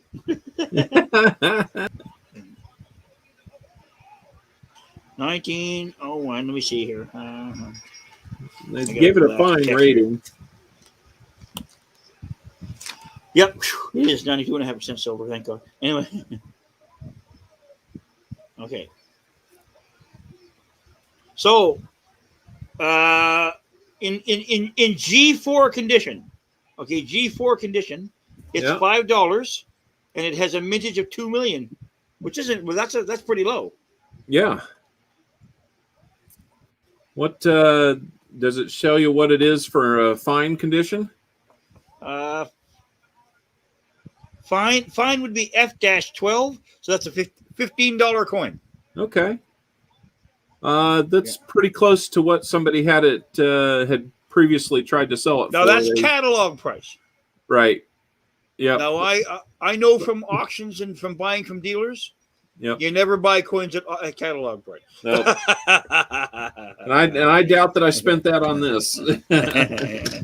unless you need it for your collection. Right. See, well, this might be the. From all the years I've gone to auctions, there's 2 tricks at an auction, Copperell. Okay, if you're going to open a bid, prepare to bid twice. Yep. That's the first thing. Okay. That looks like another Queen Vic, right? Okay.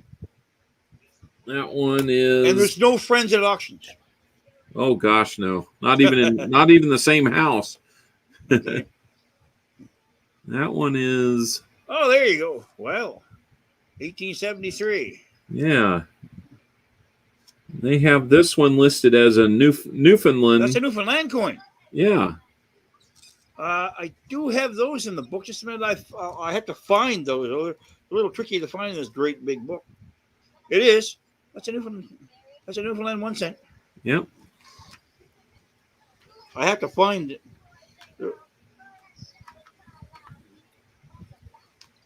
Okay, Mr. B says that commemorative was about $10. Yeah, that could day. be. That's possible. Yep. They can fetch that high. Yeah. I probably wouldn't pay that for it, or me. That's just me. Like stuff like that, King and Queen. Yeah, so what? Yeah. You got to have your limits. Yeah. Okay.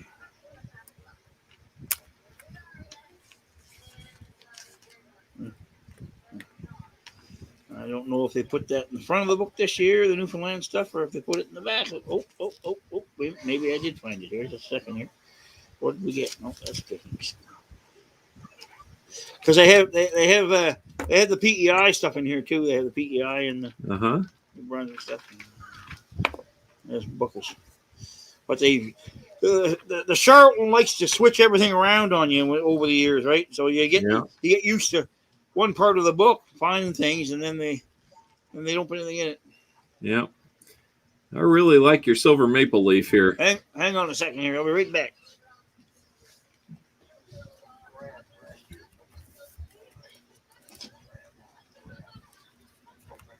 $40 a piece. These books aren't cheap. They're $40 a piece. Oh boy. Yep, they're not cheap. They come with colored pictures too. Nice colored pictures. Don't go falling in love with that maple leaf, WarMachine. I just got it.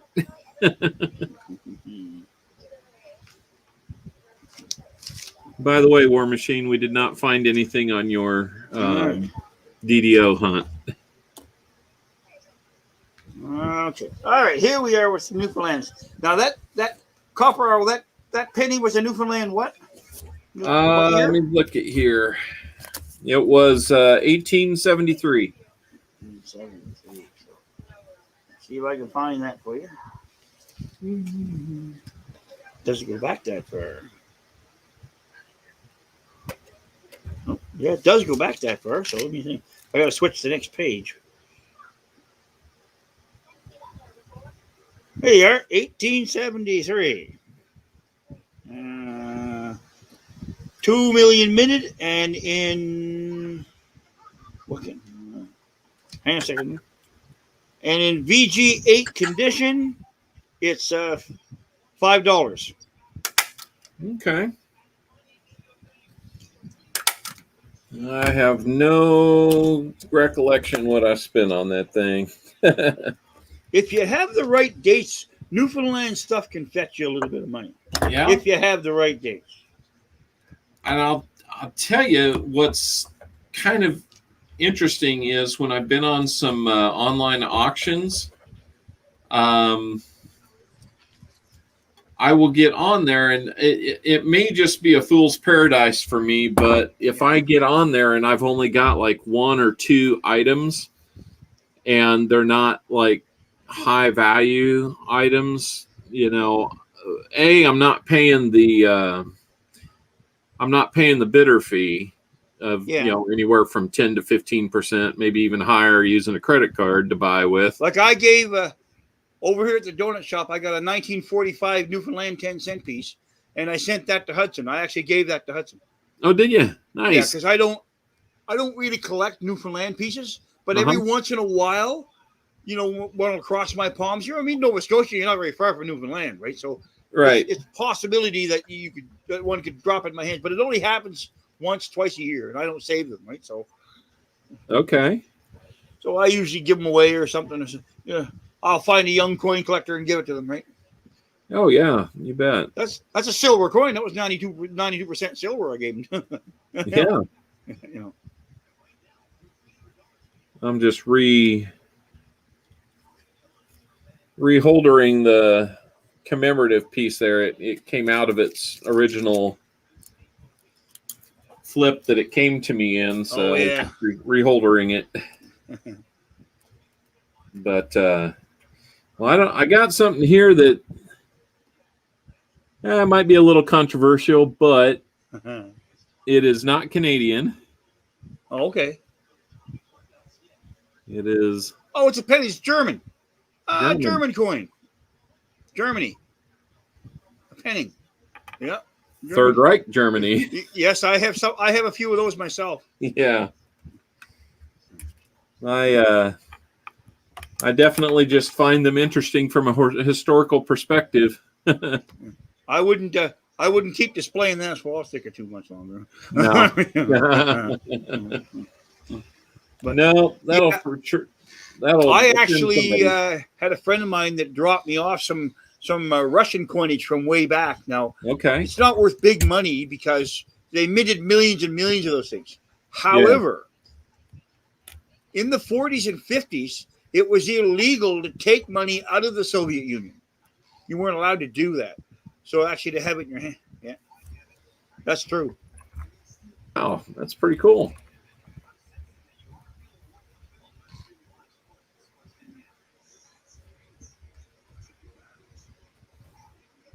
It might have been earlier than that too, but you could get in big trouble. They could, Yeah. Oh yeah. Yeah. But I do have European coins, but I don't have very many. A lot of those I'll bag, and like I got a bunch of. I'm making up a bunch of bags here. I've got about 9 or 10 bags of foreign coins in here, and I'm making up for. Sometimes I get people that come to me. They're looking for stuff for their auctions, silent auctions. So I throw together a bunch of stuff and in a bag, a bunch of my foreign stuff. Yeah. You can buy that. You can buy foreign coins here in Canada for about $5 for like £6. Okay. Yeah. They just give you a 6-pound bag. Yeah. You can get silver ones in it too. Sometimes you'll find silver ones in it. Yeah. You're surprised. This is kind of a fun one that I stumbled across buying from a friend. I won't be able to get the whole thing in there, but it's founder of Vermont. Yep. And that one has a cougar on the back of it. Oh yeah. Is that 17 what? That one is 1777 to 1927. Yeah, so it was made in 1928,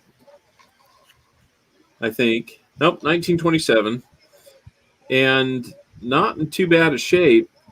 I did not realize. You were talking about the one that only had a few thousand made.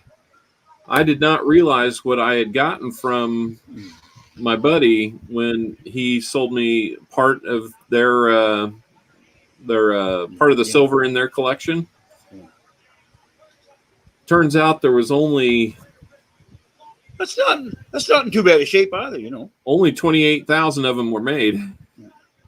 But a a lot of a lot of people think, oh, you know, if it's under 5 million, is a low mintage. You know what? Here in Canada, if it's not under 2 million, it's not really considered an extremely low mintage. Well, yeah. Not really.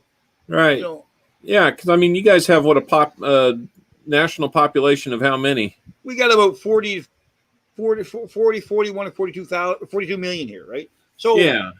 to have So if you go by the law of averages, to have there, a loony with a $10 million or 10 million mintage is just okay. That sounds reasonable. yeah, one in every 4 people have it. Yeah. Yeah. Whereas, you know, we're splitting it all among 365 million people. Whereas in the States, you know, you know, a 10 million is, well, that's a decently low mintage, right? It's starting to get there, yeah. Yep. Now, like I said, when I told you about that 48 silver dollar, yeah, 18,770 is low. That's low. You know. Yeah. Yeah, I'm trying to find maybe just one more to show off here. Now, what's the oldest one you've got? My oldest is an 1861 Nova Scotia half cent. Okay. Hang on a second. 1 second here.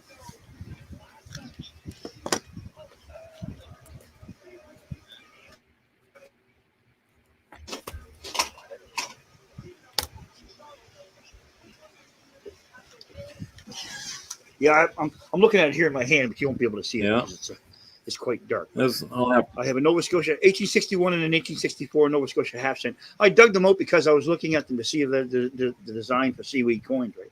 Yeah. You can probably see the outline of the head here. Oh, that's well worn. 18, what is it?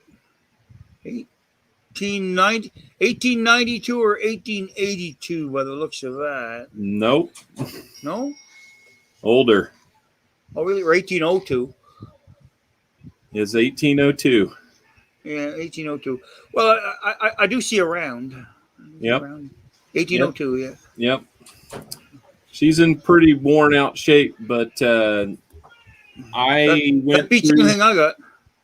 I went through and started looking at the, you know, like our red book and just looking at the quantities of pennies that had been made since the beginning of the mint. And that's one of the first 20 million ever made. Yeah, well, that's... And last year, you know, we're making like 4.5 To be honest with you, just to see the outline of the obverse, that's still pretty good shape. Oh, yeah. 1802, that's a few years back. Just a few.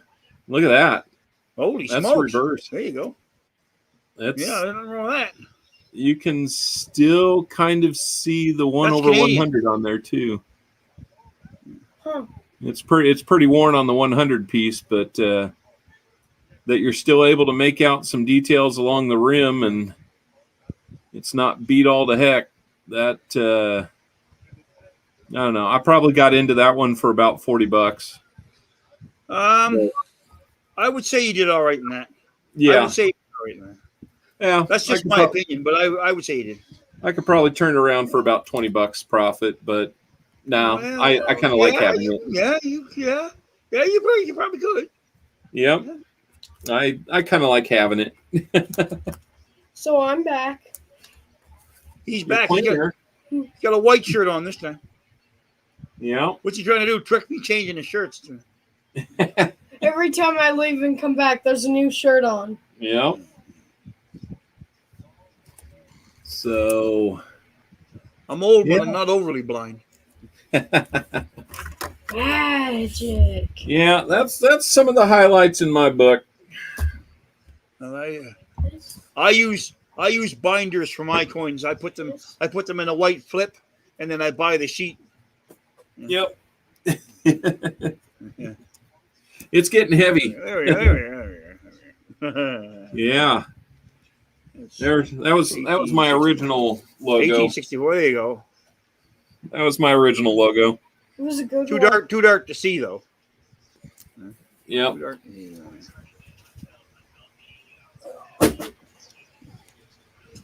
Oh boy. I better turn my light back on.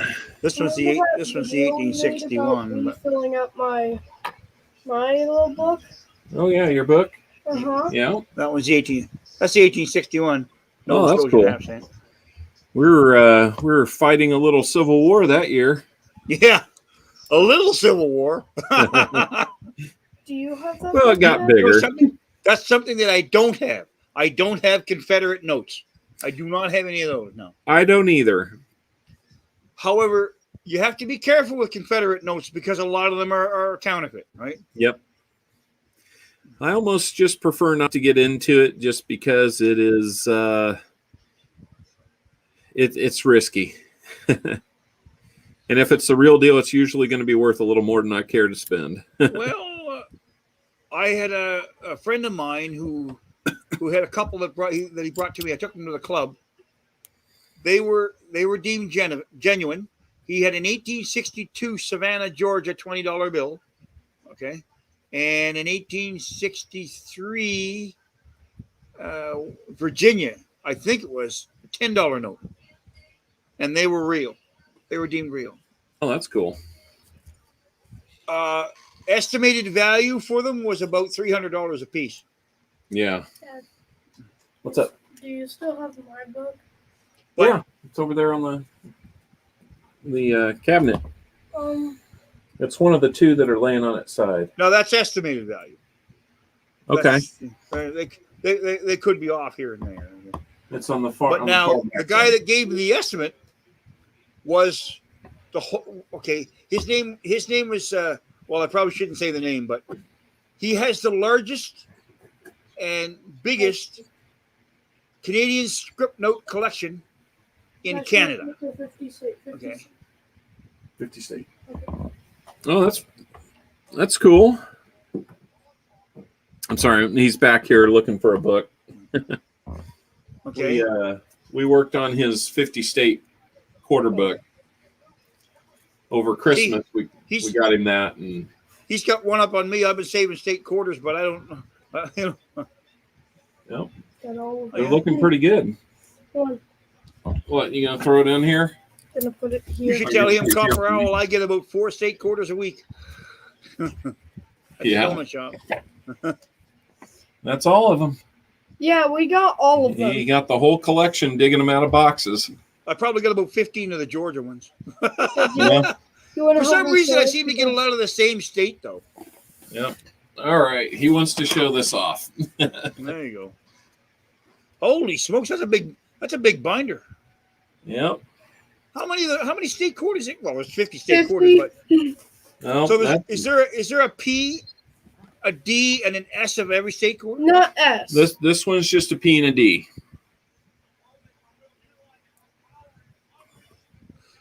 So we're talking about quarters. There's this.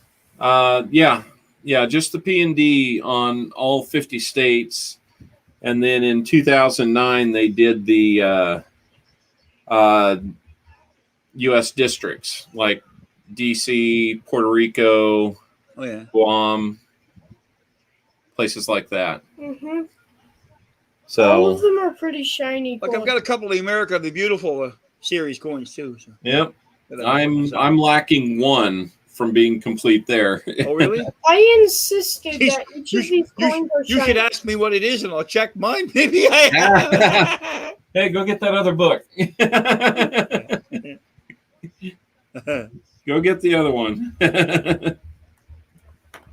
Let's see. You never know, right?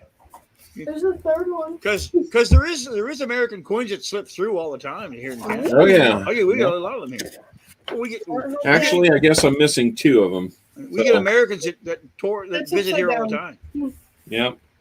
I'm missing the 2021 Tuskegee Airmen Philadelphia. Oh, I don't have that. Collection, Dad. And then I go all the way back to the 2011 Glacier Philadelphia. Well, hey, actually, Dad. I do collect war stuff. Uh-huh.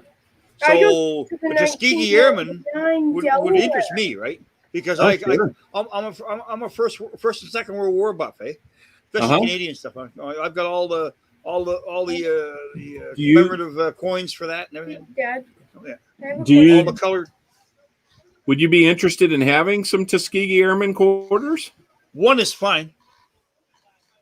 One's fine. Okay.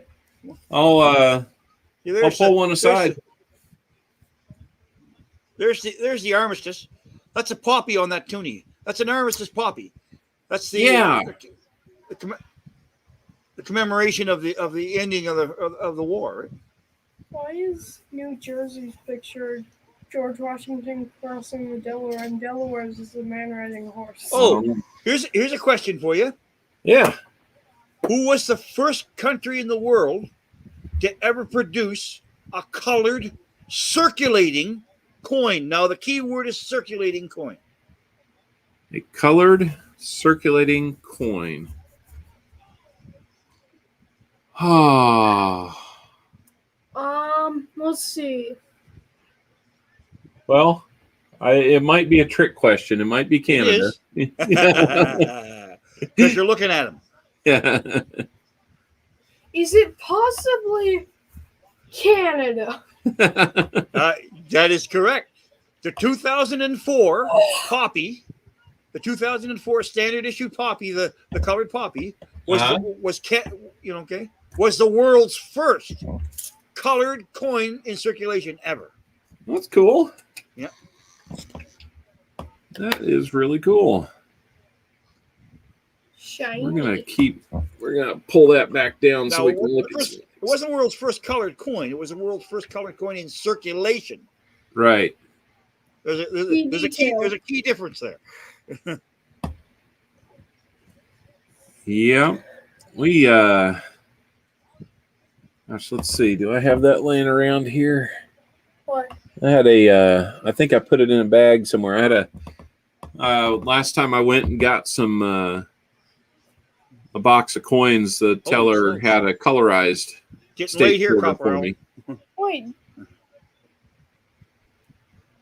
No, wait, there are coins with like colors? Yep, I'll show it to you. Like paint? Well, I'll show it to you. I will say this, There's Copper. one. I think I'm going to call it a night there. I got to go to work in the morning, and it's Yeah. It's 11:50 at night here. Oh, so I sorry, totally I lost didn't track of realize that. it was that late. I was having fun chatting. So It's all fun and games till somebody loses sleep, right? I've been at the same job for 32 years. So Yep. It's all fun and games until I come along when it turns more well, fun. actually, sometimes though I'm a night owl. I can be up. Saturday night. I can be up till 2 or 3 in the morning. Oh, yeah. I'll be online. Well, you've seen some of those coinsomniacs that Paws had, and some of those. Sometimes he goes 15 boxes just to get silver. Like the other night, it was what 13 boxes. Like 13 boxes, and he found it third to last roll. Holy smokes! I mean, that's who thinks on a Saturday? I'd never be able to handle it. Oh my gosh! Not that deep. Yeah, we. What was it? He turned it on at 2:30 a.m. our time the other night, and I just happened to be awake. And that's not good for me. I don't get it to 5. I don't get it to 5 to 7 my time. Yeah. Right. That's you'd be 2 hours ahead of us. So, but Friday night I was working on a work deadline, creating a report, and I finally shut it down at about 4 a.m. But I had plenty of stream help to keep awake. So, anyhow, Copperell, I really appreciate the help that you've been giving me, and I've had a lot of fun here tonight. And I'll come in and chat anytime you want. And if you get stuck on anything Canadian, give me a holler, because I'll tell you something. I help Paul all the time. He uses me as his Canadian guru. So I will definitely take advantage of that. You bet. I'm not the best at it. There are people that are better than me, but I mean, I don't admit that I'm the greatest. Yeah. Well, but I'm talking to you, so you got to be the best for me. I've been doing it for 50 plus years, so Owlette. I know a little bit. Yeah. Enough to be dangerous, right? Yeah. So, well, I'll let you go, man. It's been great talking Yeah. with you. I appreciate you coming up. And I just want to say good night to everybody, and it's been fun. And I hope everybody stays well. yep.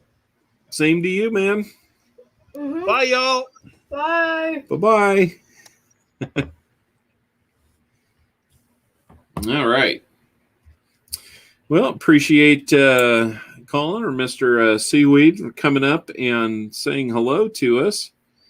We're going to get back into checking out the last few rolls of possible no FGs and DDOs for Mr. B, if he's still here.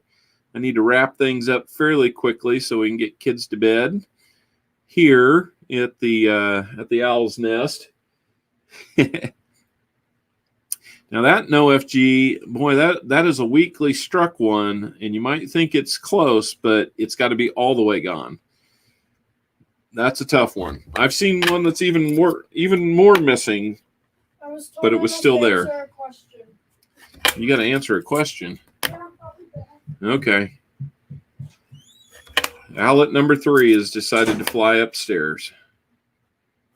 All right, we're going to get through these no FGs so we can get on. We got about 30 of the 71 Ds to look at before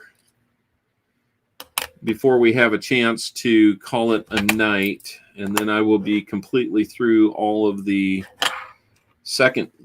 taking a second look at these. So what do you guys think? Is this format something that works for you guys? Kind of a little after the hunt type approach.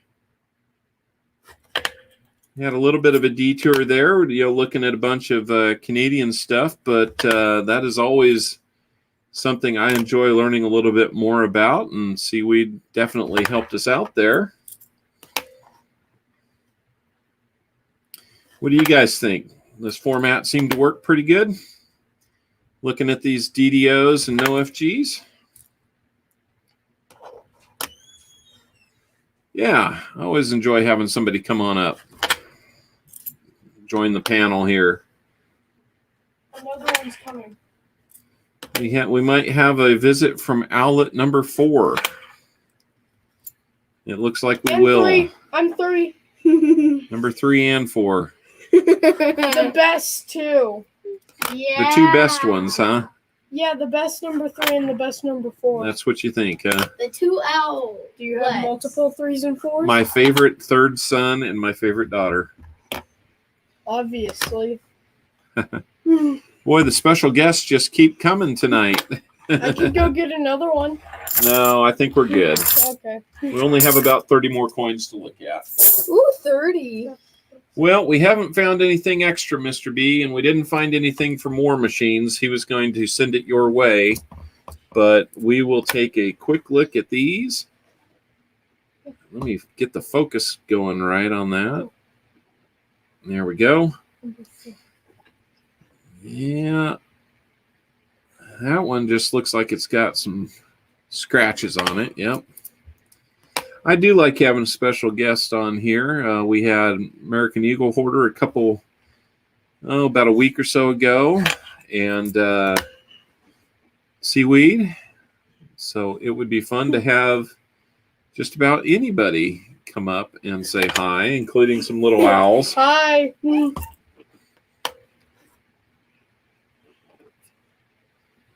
Because they know so much about what's going on here. Yeah. Hey, Owlet number 4, what's going on here? What are we looking at? Coins. Coins. What kind of coins? Coins. $50. No, just coins. Just coins. $50. What is the What a group of owls is called? Hey, Dad, do you know? Do you know what a group of owls is called? Nope. I know what a group of owls is called. Is it is it a flock? Nope. Is it a hunt? You will probably never think of it. A petunia. A bunch of owls. That's actually closer than you realize. The answer A is bunch of owls. A garden. no, a parliament. Parliament. Assemble. That's right. King George II all up in here with them owls. King George Owls. the Second, huh? Assemble. You got us going way back. Wait, no, the third. A parliament of owls. Yeah, King George III with his owl I armies. think yeah,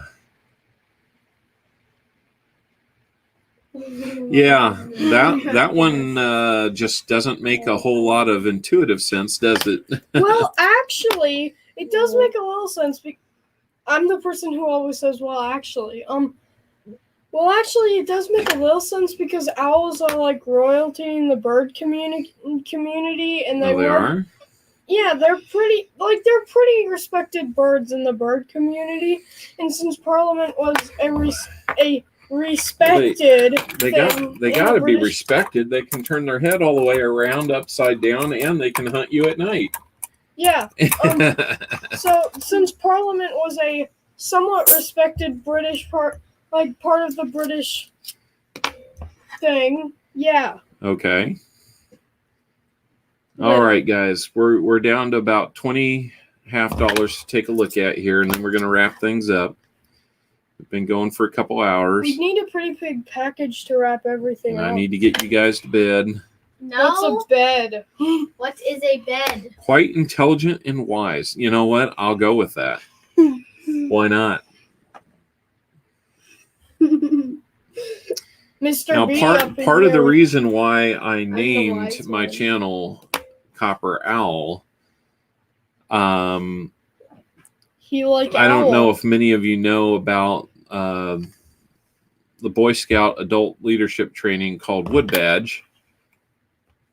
I know about it. And now you're monkeys.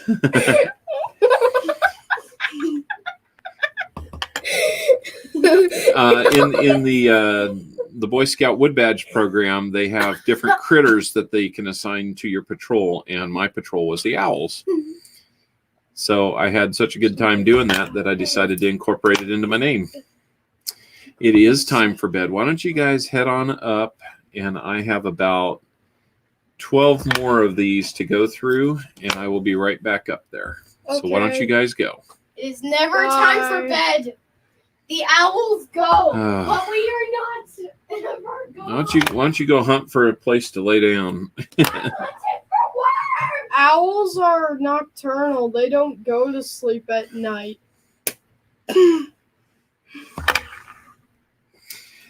And yes, Mama Owl, Mrs. Owl, she helped me think of names, and she's actually the one that coined the phrase Copper Owl. Good night, Mr. B. Good night, Copper Owl Coins. Great channel. You should check it out. So naturally, just about anything that I do in life, I don't do without the help of my wife.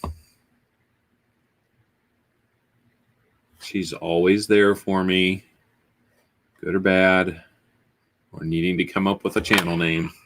She's there. Does it sound like I'm sucking up just a little bit?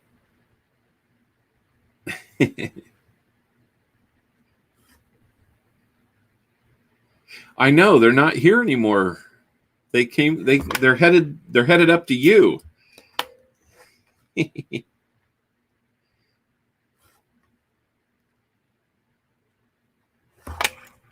Not really finding anything. We got about 5 left here, Mr. B. Well, if you guys like this format, we'll plan to do it again. I think it's been kind of fun to research these, get into a few other fun things with seaweed, and hang out for a little bit. I realize I may have missed a few other streams that are out there. I could go back and watch those. It's got some thickness to it. I think that's just wear on that one. Yep.